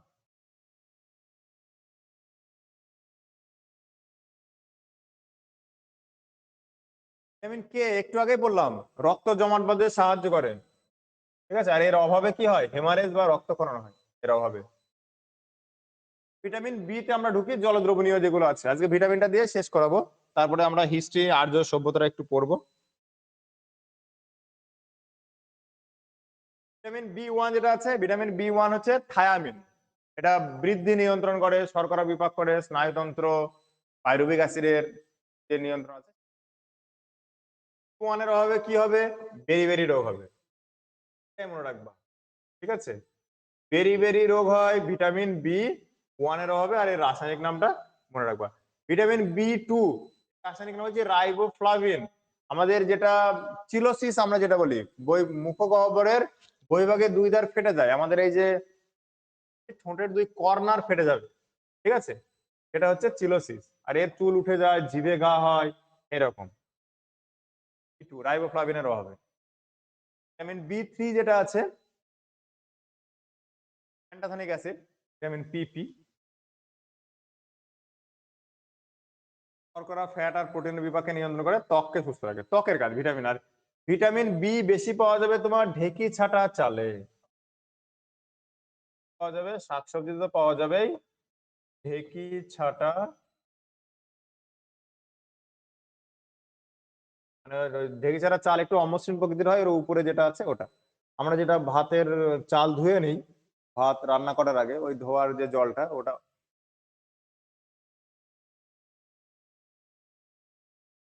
ভিটামিন বি নাইন বলছে ফলিক অ্যাসিড, এটা মনে রাখবা, সেরকম কিছুই নাই, মেগালোব্লাস্টিক অ্যানিমিয়া হয়, ঠিক আছে।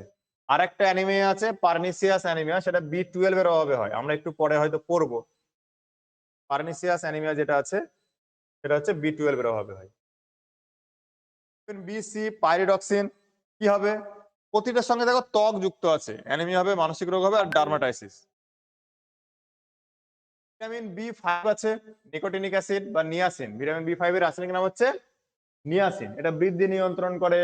এটা সবচেয়ে যেটা পরীক্ষায় সবচেয়ে আশা কোশ্চেন সেটা হচ্ছে পেলেগ্রা, যে পেলেগ্রা রোগটা কিসের অভাবে হয়, vitamin B five.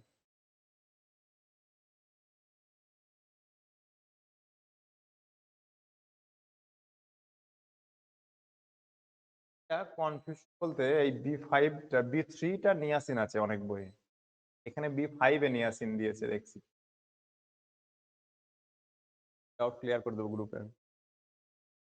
B seven যেটা আছে ভিটামিন বি এইচ, ওটা ত্বকে ছোপ ছোপ দাগে দাগে ক্ষুধামন্দ, নর্মাল, খুব একটা বেশি ইম্পর্টেন্ট না ওটা। এই বি টুয়েলভটা ইম্পর্টেন্ট। বি টুয়েলভটা কেন ইম্পর্টেন্ট বলছি, এই যে বি টুয়েলভটা ভালো করে শোনো, টুয়েলভ যেটা আছে এর রাসায়নিক নাম হচ্ছে সায়ানো কোবালামিন। এই কোবালা থেকে মনে রাখতে হবে কোবাল্ট, তোমাকে পরীক্ষায় কোশ্চেন, কোন ভিটামিনে কোবাল্ট থাকে। আর একটা আছে, এই যে রোগ দুটো মনে রাখতে হবে, এর অভাবে পার্নিসিয়াস অ্যানিমিয়া হতে পারে, আর গ্লাইসেমিয়া, এই দুটো হবে নরমালি। মানে আমরা জানি রক্তাল্পতা, তাহলে লোহিত রক্তকণিকার সৃষ্টিকে নিয়ন্ত্রণ করবে এ নিশ্চয়ই।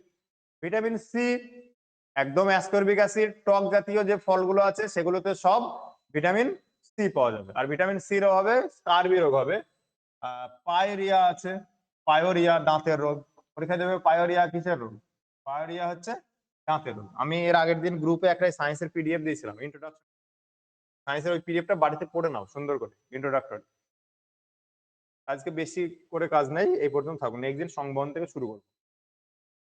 যেটুকু পড়ালাম এই ভিটামিন, বিশেষ করে ভিটামিনটার উপরে নেক্সট দিন এক্সাম থাকবে, কিন্তু ভিটামিনটা তোমাদের বই থেকে সুন্দর করে পড়ে নেবে, ওই ম্যাক্রো এলিমেন্ট মাইক্রো এলিমেন্ট গুলো, দিয়ে নেক্সট দিন মানে শুক্রবার সন্ধ্যাতে এক্সামটা নেবো, ক্লাস শুরু হওয়ার এই আগের দিন সন্ধ্যা।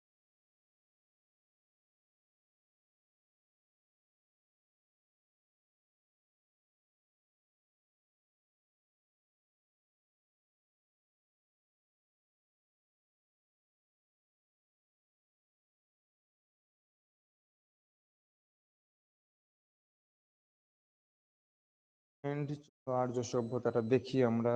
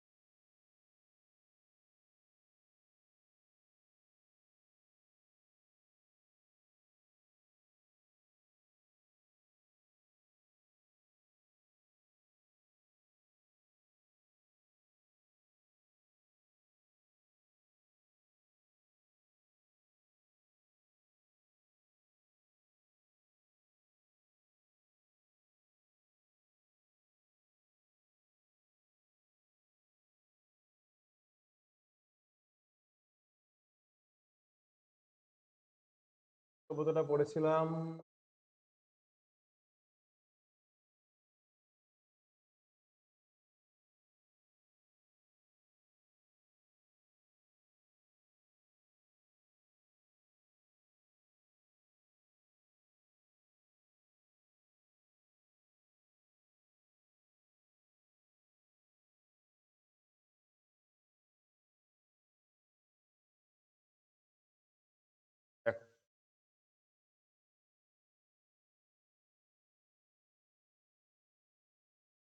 ইম্পর্টেন্ট, সেগুলো আমি বুঝিয়ে দেবো হালকা করে তোমাদের সামনে।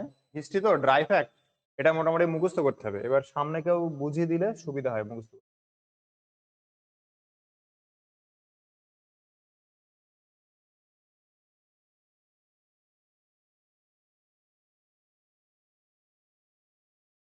আর্য সভ্যতা বলছে, আর্য বা বৈদিক সভ্যতা। তো আর্য সভ্যতা একদম প্রথমে যেটা আছে আমরা বলছি প্রথম ঋগ বৈদিক যুগ, 1500 থেকে 1000 খ্রিস্টপূর্বাব্দ, ক্লিয়ার এটা। আর দ্বিতীয় যেটা আছে সেটা হচ্ছে পরবর্তী বৈদিক যুগ, 1000 থেকে 600। ওকে, আর আর্যরা কোথা থেকে এসেছিল এটা সম্পর্কে বিভিন্ন জনের বিভিন্ন মতবাদ আছে, বা আর্য কথার অর্থ কি এই নিয়েও মতবাদ আছে। অনেকে বলছে আর্য মানে জাতি, থেকে আর্য পশু চাষ করা, এরকম টাইপের। সেটা বলছে জার্মান সমভূমি থেকে এসেছিল প্রফেসর পেদান হাপা, তাই না? যেটা দেবে সেটা এইটা মনে রাখবা, যে তিব্বত থেকে আর্যরা এসেছিল সেটা বলছে আমাদের স্বামীনাথ দয়ানন্দ সরস্বতী। আর এইটাও পরীক্ষায় দেয় যে আর্কটিক রিজন বা মেরু অঞ্চল থেকে এসেছিল, এটা কে বলেছিলেন? এটা বলেছিলেন বাল গঙ্গাধর তিলক। ওনার বইটার নাম হচ্ছে the Arctic homelands of Aryan.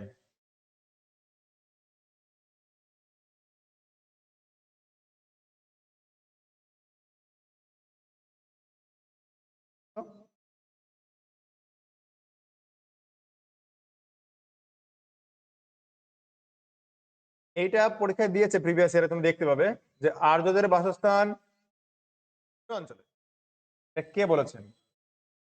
এটা হচ্ছে আমার বাল গঙ্গাধর তিলক বলেছেন আর্যদের বাসস্থান মেরু অঞ্চলে। আর বইটার নাম কি? The Arctic homelands of Aryan. আরেকটা আছে ম্যাক্স মুলার বলেছেন মধ্য এশিয়া, ওইটা সবচেয়ে ইম্পর্টেন্ট।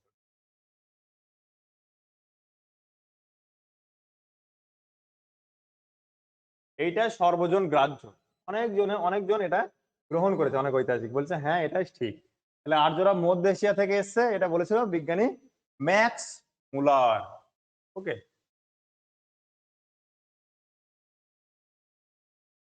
বৈদিক যুগে ব্যবহৃত কতগুলো শব্দ বলেছে।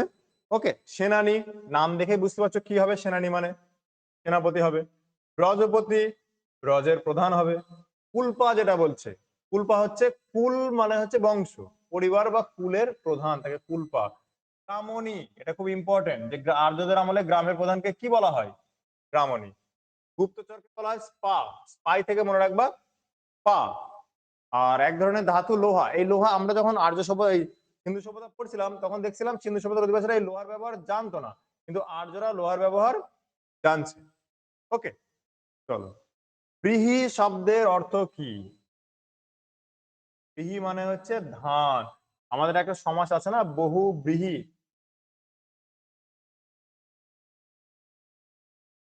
সরি ধান বলছি, আমাদের একটা সমাস আছে না বহু ব্রীহি।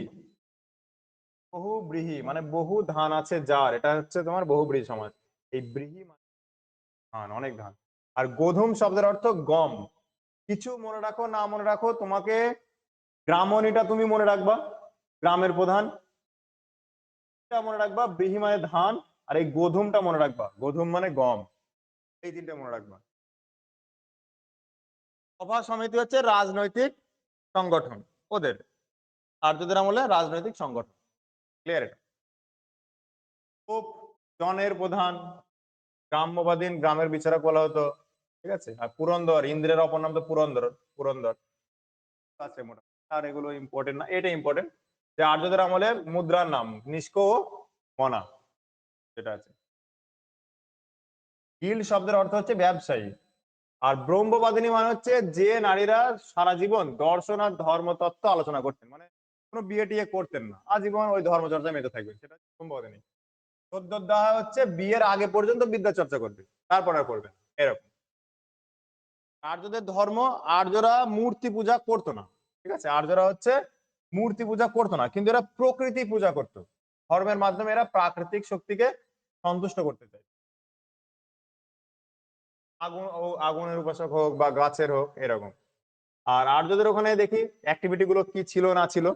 প্রধান ফসল ওখানে জব চাষ করা হতো, দেবতার আধিক্য বেশি ছিল। আর মূল কথা হচ্ছে প্রকৃতি পূজা। তাহলে আর্য ধর্মের মূল কথা হচ্ছে প্রকৃতিকে পূজা করবে।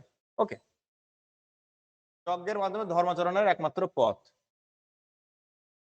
গুরুত্বপূর্ণ দেবতা দুটো একটা পরীক্ষায় হুটহাট করে দিয়ে দেয় যে বৃষ্টি দেবতার নাম কি বা আর্যদের প্রধান দেবতার নাম কি। প্রধান হচ্ছে ইন্দ্র, এনাকে দেবরাজ বলা হয়, দেবতাদের রাজা দেবরাজ ইন্দ্র। গাছের দেবতা সোম। পৃথ্বী, নাম শুনেই বুঝতে পারছো পৃথ্বী কিসের দেবতা হবে, পৃথিবীর হবে। অগ্নি, মুখস্থ করতে হবে না, নাম শুনেই বুঝতে পারছো। মিত্র, সূর্য আমাদের মিত্র, সূর্যের দেবতা। সরস্বতী, নদ নদীর। মরুত, থর, মরু মানে তো বায়ু, মরুত। অরণ্যানী, মুখস্থ করতে হবে না, নাম শুনেই বুঝতে পারছো বনের দেবী হবে। পার্জন্য, বিবাহের। বরুণ, জল। আর উষা, উষা মানে তো ভোর, ভোরের দেবী। সব মনে রাখার দরকার নেই, মোটামুটি ইন্দ্রটা মনে রাখবা, পৃথ্বীটা মনে রাখবা, আর এই অগ্নি তো মনে থাকবে, থাকবে আশা করা যায়। বৈদিক সাহিত্যের ভাগ বলছে, আমরা একদম ছোটবেলা থেকে পড়ে আসছি, আমরা সবাই জানি যে শ্রুতি মানে কি। শ্রুতি মানে শুনে শুনে যেটা মনে রাখা হয়, সেটাই হচ্ছে শ্রুতি। আগে বেদকে আগে শুনে শুনে মনে রাখা হতো, সেই জন্য বেদের অপর নাম ছিল শ্রুতি। আর বৈদিক সাহিত্যের ভাগ হচ্ছে শ্রুতি মানে বেদ। বেদকে আমরা চার ভাগে ভাগ করব, একটা হচ্ছে ঋক, সাম, যজু, অথর্ব, এই চার ভাগে। আর প্রতিটা বেদকে আবার চার ভাগে ভাগ করা হয়, প্রতিটা বেদকে, ঠিক আছে। বেদের আবার পার্ট আছে, সংহিতা, ব্রাহ্মণ, আরণ্যক, আর হচ্ছে উপনিষদ। ক্লিয়ার এটা? এই উপনিষদে আবার দার্শনিক তত্ত্ব আলোচনা হয়, দেয় অনেক সময় যে আলোচনা হয়। আমরা এই কি বেদে কি আছে আমরা একটু পরে।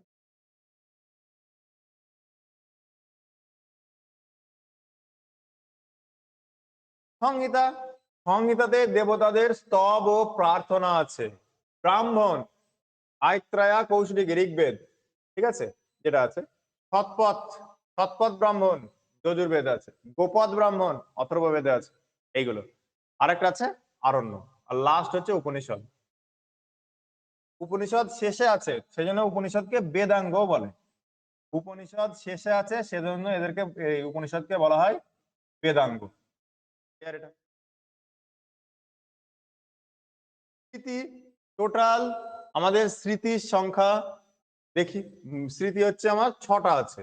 মনুস্মৃতি, নারদ স্মৃতি, যাজ্ঞবল্ক স্মৃতি, বৃহস্পতি, পরাশর, কাত্যায়ন।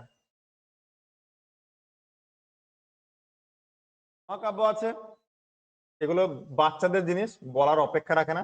এটা দেয় টোটাল, আমাদের টোটাল পুরাণ কটা আছে, টোটাল পুরাণ 18টা আছে। আর সবচেয়ে প্রাচীনতম পুরাণটার নাম কি? তোমার মনে হচ্ছে ভিড়ের মধ্যে আছে, কিন্তু এই কোশ্চেনটা খুব ইম্পর্টেন্ট।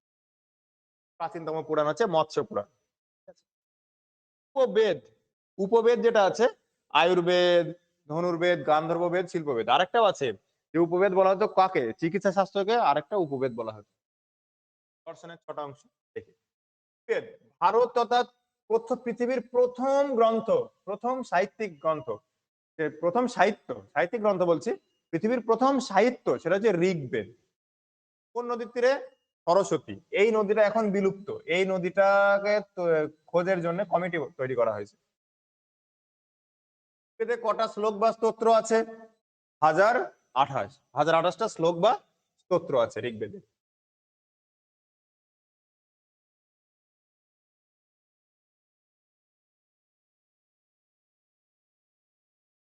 এই কোয়েশ্চেনটা অনেকবার পরীক্ষা দিয়েছে যে গায়ত্রী মন্ত্র কার উদ্দেশ্যে পাঠ করা হয়েছে ঋগ্বেদের। গায়ত্রী মন্ত্র যেটা আছে, গায়ত্রী মন্ত্র পাঠ করা হয়েছে সাবিত্রীর উদ্দেশ্যে। ক্লিয়ার? ওগুলো তো দেবতার উদ্দেশ্যে নির্ভর, ঠিক আছে, এখানে সেরকম কিছু নাই। সবচেয়ে বেশি আলোচিত হয়েছে সরস্বতী নদীর নাম, যমুনা, আর পশ্চিমে শতদ্রু, এই মধ্যবর্তী স্থানে হয়েছে এটা, মানে এখন বিলুপ্ত প্রায় যেটা বললাম। এবার বলবে যে ঋগ্বেদে রাভি বা ইরাবতী নদী কি নামে পরিচিত? ঋগ্বেদে রাভি বা ইরাবতী যে নদীটা আছে সেটা পুরুষানী নামে পরিচিত। তিনি কেনাব আর বিপাশা বিপাস। আবৃত্তি করতে ওদেরকে হত্রী বলা হতো, সেরকম দেয় না, মাইনর ওগুলো, ঠিক আছে। আর ঋগ্বেদের সবচেয়ে বেশি বার কোন শব্দটা উচ্চারিত হয় সেটা হচ্ছে ওম শব্দটা, 1028 বার। তাহলে আমার 1028 বার যেটা আছে, 1028 বার আমাদের স্তোত্র, 1028টা স্তোত্র আছে, 1028 বার ওম শব্দটা উচ্চারিত।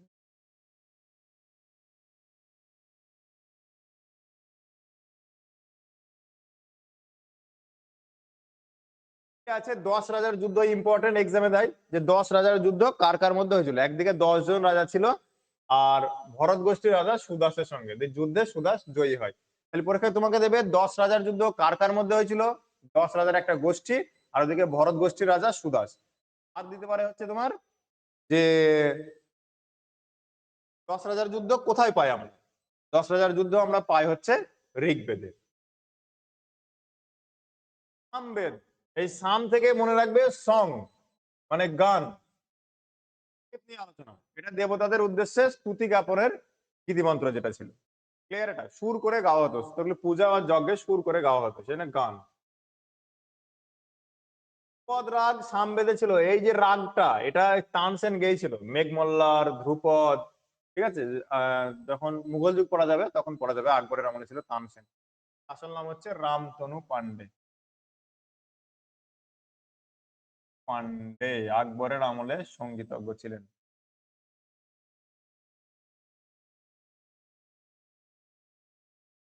যেটা আছে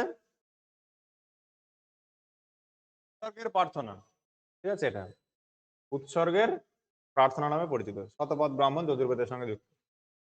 অথর্ববেদ, অথর্ববেদ থেকে যেটা সবচেয়ে বেশি দেয় জাদুবিদ্যা, জাদুবিদ্যার সংকলন আছে এটা, এটা গোপদ ব্রাহ্মণের অংশ ওটা আবার।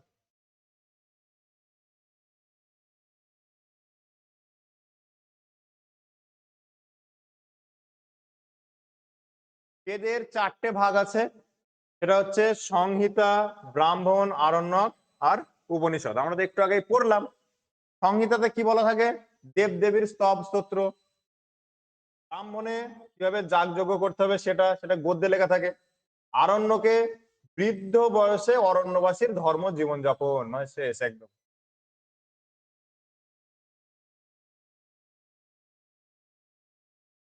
উপনিষদ যেটা সবচেয়ে ইম্পর্টেন্ট, কোশ্চেন দেয় যে তোমার দর্শন আছে কোথায়, বা উপনিষদের বিষয়বস্তু কি, philosophy of Hindu religion, Hindu ধর্মের দর্শন, এই দর্শন সম্পর্কে আছে উপনিষদে।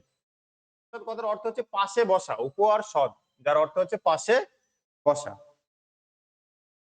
একটু আগে আমি বললাম যে উপনিষদকে বেদান্ত বলা হয় কেন, কারণ এটা বেদের শেষ ভাগ তাই। আর উপনিষদটাকে প্রথম ইংরেজিতে অনুবাদ করছেন চার্লস উইলকিন্স, তারও ইংরেজি অনুবাদ করেন উনি, চার্লস উইলকিন্স, ইনি ছাপাখানার সঙ্গে যুক্ত ছিল। বাংলার গুটেনবার্গও বলা হয়, আর গুটেনবার্গও বলা হয়, আর গুটেনবার্গ।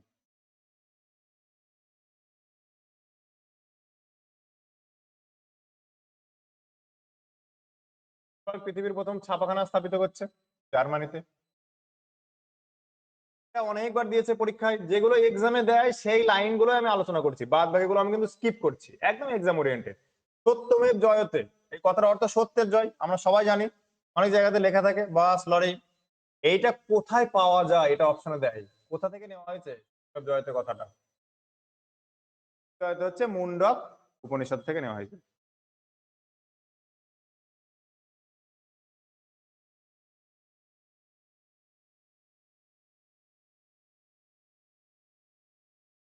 বড় উপনিষদ যেটা আছে সেটা হচ্ছে ছান্দোগ্য উপনিষদ, মনে রাখবো, সেরকম কিছু নেই। হ্যাঁ, দুটো বিয়ে আছে, অনুলোম আর প্রতিলোম। বিয়ে অনুলোম আর প্রতিলোম। আমরা যখন অঙ্ক করি, আহ স্রোতে, নৌকা স্রোতের অঙ্ক করি, ঠিক আছে, মানে কি, অনুকূলে মানে ভালো, সঠিক জায়গা দিয়ে যাওয়া, আর প্রতিকূল মানে, প্রতিকূল মানে খারাপ পরিস্থিতির মধ্যে দিয়ে যাওয়া, পথে আসা, সেটাই। অনুলোম বিয়ে মানে হচ্ছে উচ্চ বর্ণের পুরুষ যদি নিম্ন বর্ণের নারীকে বিয়ে করে সেটাকে আমাকে বলা হবে অনুলোম। উচ্চ বর্ণের পুরুষ যদি নিম্ন বর্ণের না মেয়েকে বিয়ে করে, মানে এটা সমাজের চোখে হ্যাঁ এটা ঠিকঠাক বাবা, এটা ঠিক আছে। উল্টোটা হয়। ধরো একটা বিশাল বড় ধনী পরিবারের উচ্চ বংশের মেয়ে একদম চালচুলোহীন একটা ছেলেকে বিয়ে করেছে, নিম্ন বর্ণের। চালচুলোহীন বলতে সেটা বলা ভুল, একদম নিম্ন বর্ণের একটা ছেলেকে বিয়ে করেছে। তোমাদের চোখে সেটা বাবারে অত উঁচু বংশ লাগছে না চোখে তোমাদের? প্রতিলোভ। পার্সোনালি কেউ নেবে না, যেটা এটার ফ্যাক্ট সেটা আমি বললাম। অনুলোম যেটা আছে মানে উচ্চ বর্ণের পুরুষ নিম্ন বর্ণের মেয়ে, প্রতিলোম মানে উল্টোটা, উচ্চ বর্ণের নারী নিম্ন বর্ণের পুরুষ। ভারতে ভারতে প্রাপ্ত 108টার মধ্যে 12টা উপনিষদ গুরুত্বপূর্ণ, তার মধ্যে এই ছান্দোগ্য আর মুন্ডক এই দুটো, বাকিগুলো। দার্শনিক তত্ত্ব বললেই কোথায় স্থান পাবে? উপনিষদে। বিদ, বেদ এসছে বিদ শব্দ থেকে, এই বিদ কথার অর্থ দেয় যে বেদ এসছে বিদ শব্দ থেকে, বিদ কথার অর্থ কি? বিদ মানে হচ্ছে জ্ঞান, ঠিক আছে? আর এইটা খুব দেয় যে অপৌরুষেয় বেদকে কাকে নিত্য আর অপৌরুষেয় বলা হয়? সেটা হচ্ছে বেদকে নিত্য ও অপৌরুষেয় বলা হয়। তার কারণ কি? এটা হিন্দুদের মধ্যে বেদ নিত্য ও অপৌরুষেয়, তার কারণ হচ্ছে বেদ কোনো মানুষের লেখা নয়, মনে করা হয় বেদ স্বয়ং ঈশ্বরের বাণী, সেই জন্য বলা হয় এটা অপৌরুষেয়। ক্লিয়ার? আর অপর নাম শ্রুতি, আমরা সবাই জানি।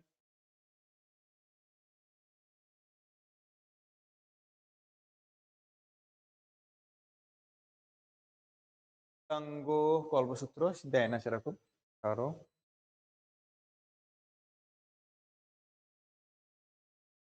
এই স্রোসটা দেয় একদম পরীক্ষার সবচেয়ে ইম্পর্টেন্ট, এটা একটা পার্ট বৈদিকের, ভালো ইম্পর্টেন্ট একটা পার্ট এটা।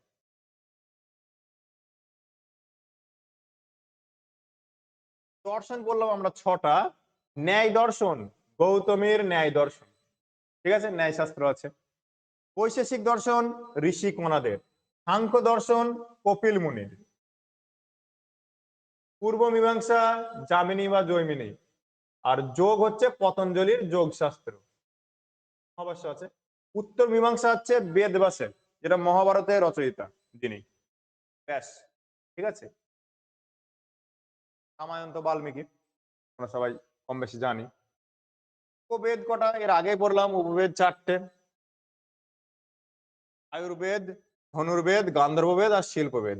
গান্ধর্ববেদ হচ্ছে মিউজিক, ধনুর্বেদ যুদ্ধবিদ্যা, আর আয়ুর্বেদ হচ্ছে মেডিকেল সায়েন্স, আর শিল্পবেদ আর আর্কিটেকচার। এবার আর্য শব্দের অর্থ এটা নিয়ে অনেক অনেক জনের অনেক মতামত আছে। আর আর্য কথার অর্থ শ্রেষ্ঠ বলছে, সুসভ্য বলছে, কেউ বলছে চাষ করা বলছে, আবার কেউ বলছে জাতি বিশেষ বলছে, এইগুলো। এবার অপশনে যেটা পাবো ওটা পিএসসি বোর্ড জানে, যদি একসঙ্গে সব অপশন গুলো থাকে। আর্যদের প্রধান বাহন কি? আর্যরা ঘোড়া ইউজ করতো, কিন্তু সিন্ধু সভ্যতা ঘোড়া ইউজ করতো না, কারণ ওরা জানতো না, একটা জায়গাতেই পাওয়া গেছিল। আর কিছু পণ্ডিত মহিলার কথা জানতে পারি আমরা, অপালা, ঘোষা, লোপামুদ্রা, যোধা, বিশ্ববারা, মমতা। এর আগেরটাই আমরা যেটা সিন্ধু সভ্যতা পড়লাম, ওরা এত পিছিয়ে ছিল, মানে পিছিয়ে বলতে টাইম পিরিয়ডের দিক থেকে বলছি, ধরো 3000 থেকে 1500 বা 2500 থেকে 1750। আর পরে একটা সভ্যতা আসছে, সেটা আবার গ্রাম কেন্দ্রিক, ভাবো একবার, আবার নগর কেন্দ্রিক। আমরা এখনো সব জায়গাতে সিন্ধু সভ্যতার মতো এত সুন্দর পরিকল্পনা করে শহর গড়ে তুলতে পারিনি, এই যুগেও প্রায় 5000 বছর পরে আমরা আসছি তবুও। সমাজের মূল ভিত্তি একান্নবর্তী পরিবার, একান্নবর্তী পরিবার এখন দেখা খুবই মেলে না, দেখা খুব ভার। একান্নবর্তী পরিবার মানে হচ্ছে বিশাল বড় একটা পরিবার, সেগুলো ভাইগুলো ভাগ হয়ে যায়নি, পুরো একান্নবর্তী, মানে একটা হাঁড়িতেই ভাত হয়, সবাই খায়, এরকম একান্নবর্তী। আর আর্য যে সমাজ ছিল সেটা পিতৃতান্ত্রিক ছিল, পিতাকে গৃহপতি বলা হতো। ওরা বিষের সমাদর করতো, কারণ সিন্ধু সভ্যতায় তুমি দেখবা যে লিপিগুলো পাওয়া আছে ষাঁড়ের ছবি আছে, হ্যাঁ। আর আর্যরা গাভীর সমাদর করতো, গরু। বর্ণ আমরা দেখতে পাই, এই চতুর্বর্ণটা ভাগ করা হয়েছিল কার্যের ভিত্তিতে, কে কি কাজ করে তার ভিত্তিতে চতুর্বর্ণ, ঠিক, সাম, যজু, অথর্ব। সাম এই সরি, এই বেদের ভাগ। চতুর্বর্ণ যেটা আছে মানে পেশার ভিত্তিতে 4 ভাগে ভাগ করা হয়, যেমন হচ্ছে ব্রাহ্মণ, ক্ষত্রিয়, বৈশ্য, শূদ্র। ব্রাহ্মণরা সবার উপরে থাকতো, যাগযজ্ঞ করবে। ক্ষত্রিয়রা যুদ্ধবিদ্যায় অংশগ্রহণ করবে। বৈশ্য যেটা আছে সেটা ব্যবসা বাণিজ্য করবে বৈশ্যরা। আর শূদ্র যেটা আছে, উপরের যে 3 শ্রেণী আছে, উপরের 3 শ্রেণীর ওরা সেবা করবে, সেটা হচ্ছে শূদ্র।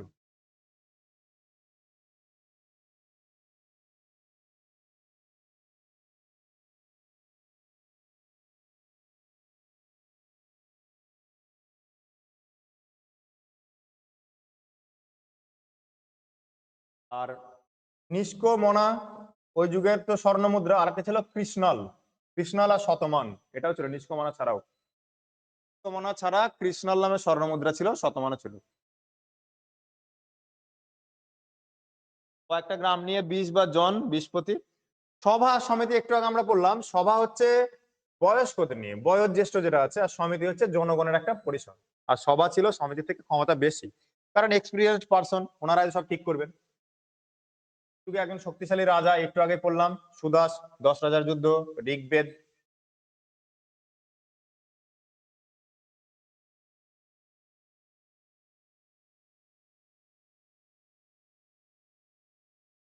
দেবতা এটা আমরা পড়ে আসলাম পরপর, ওখানে আছে, দেখছি না আমরা।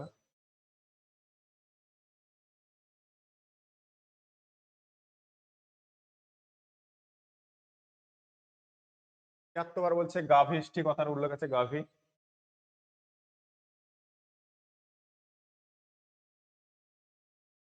বাল্য বিবাহ ছিল না, বিধবা বিবাহ ছিল না। এই বিধবা বিবাহ ছিল, উইডো রিম্যারেজ, আর বাল্য বিবাহ প্রথমে ছিল না।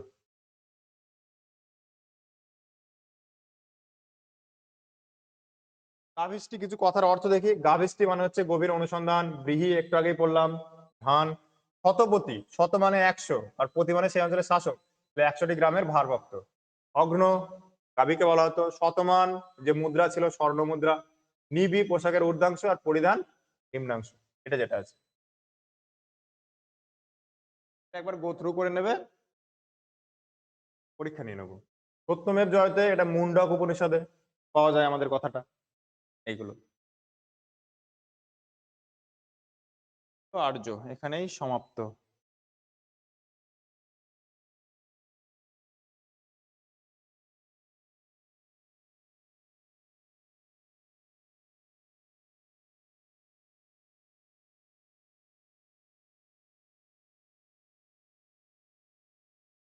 কারো কোনো কোশ্চেন থাকলে বলতে পারো।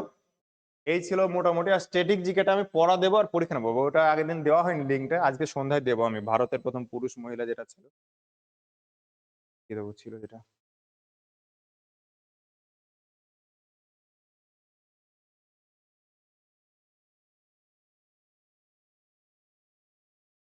নাই,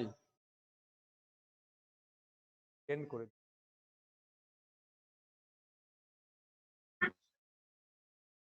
hello sir. Hello hello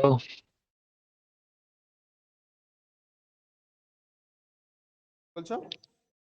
hello sir. Hello বলছো এক সেকেন্ড, এক সেকেন্ড, এক সেকেন্ড। হ্যাঁ, কি বলছো এবার? বলছি গতদিন যে পড়াটা পড়িয়েছিলেন যে সিন্ধু সভ্যতা, সেটা পিডিএফ তো উনি গ্রুপে দিয়েছেন, তো আমরা কৃষ্ণগড় ব্যাচ থেকে এসেছি, তো আমাদের গ্রুপে আসেনি ও, ওইসব পিডিএফ। নেই তোমাদের কাছে, তাই না? আমি তো পরশুদিন জয়েন হয়েছি এই গ্রুপে। তা আমি আরেকবার রিসেন্ড করে দিয়েছি, সব পিডিএফ গুলো দিয়েছিলাম, বইয়ের সম্পূর্ণ বইয়ের পিডিএফই দিয়েছিলাম আমি।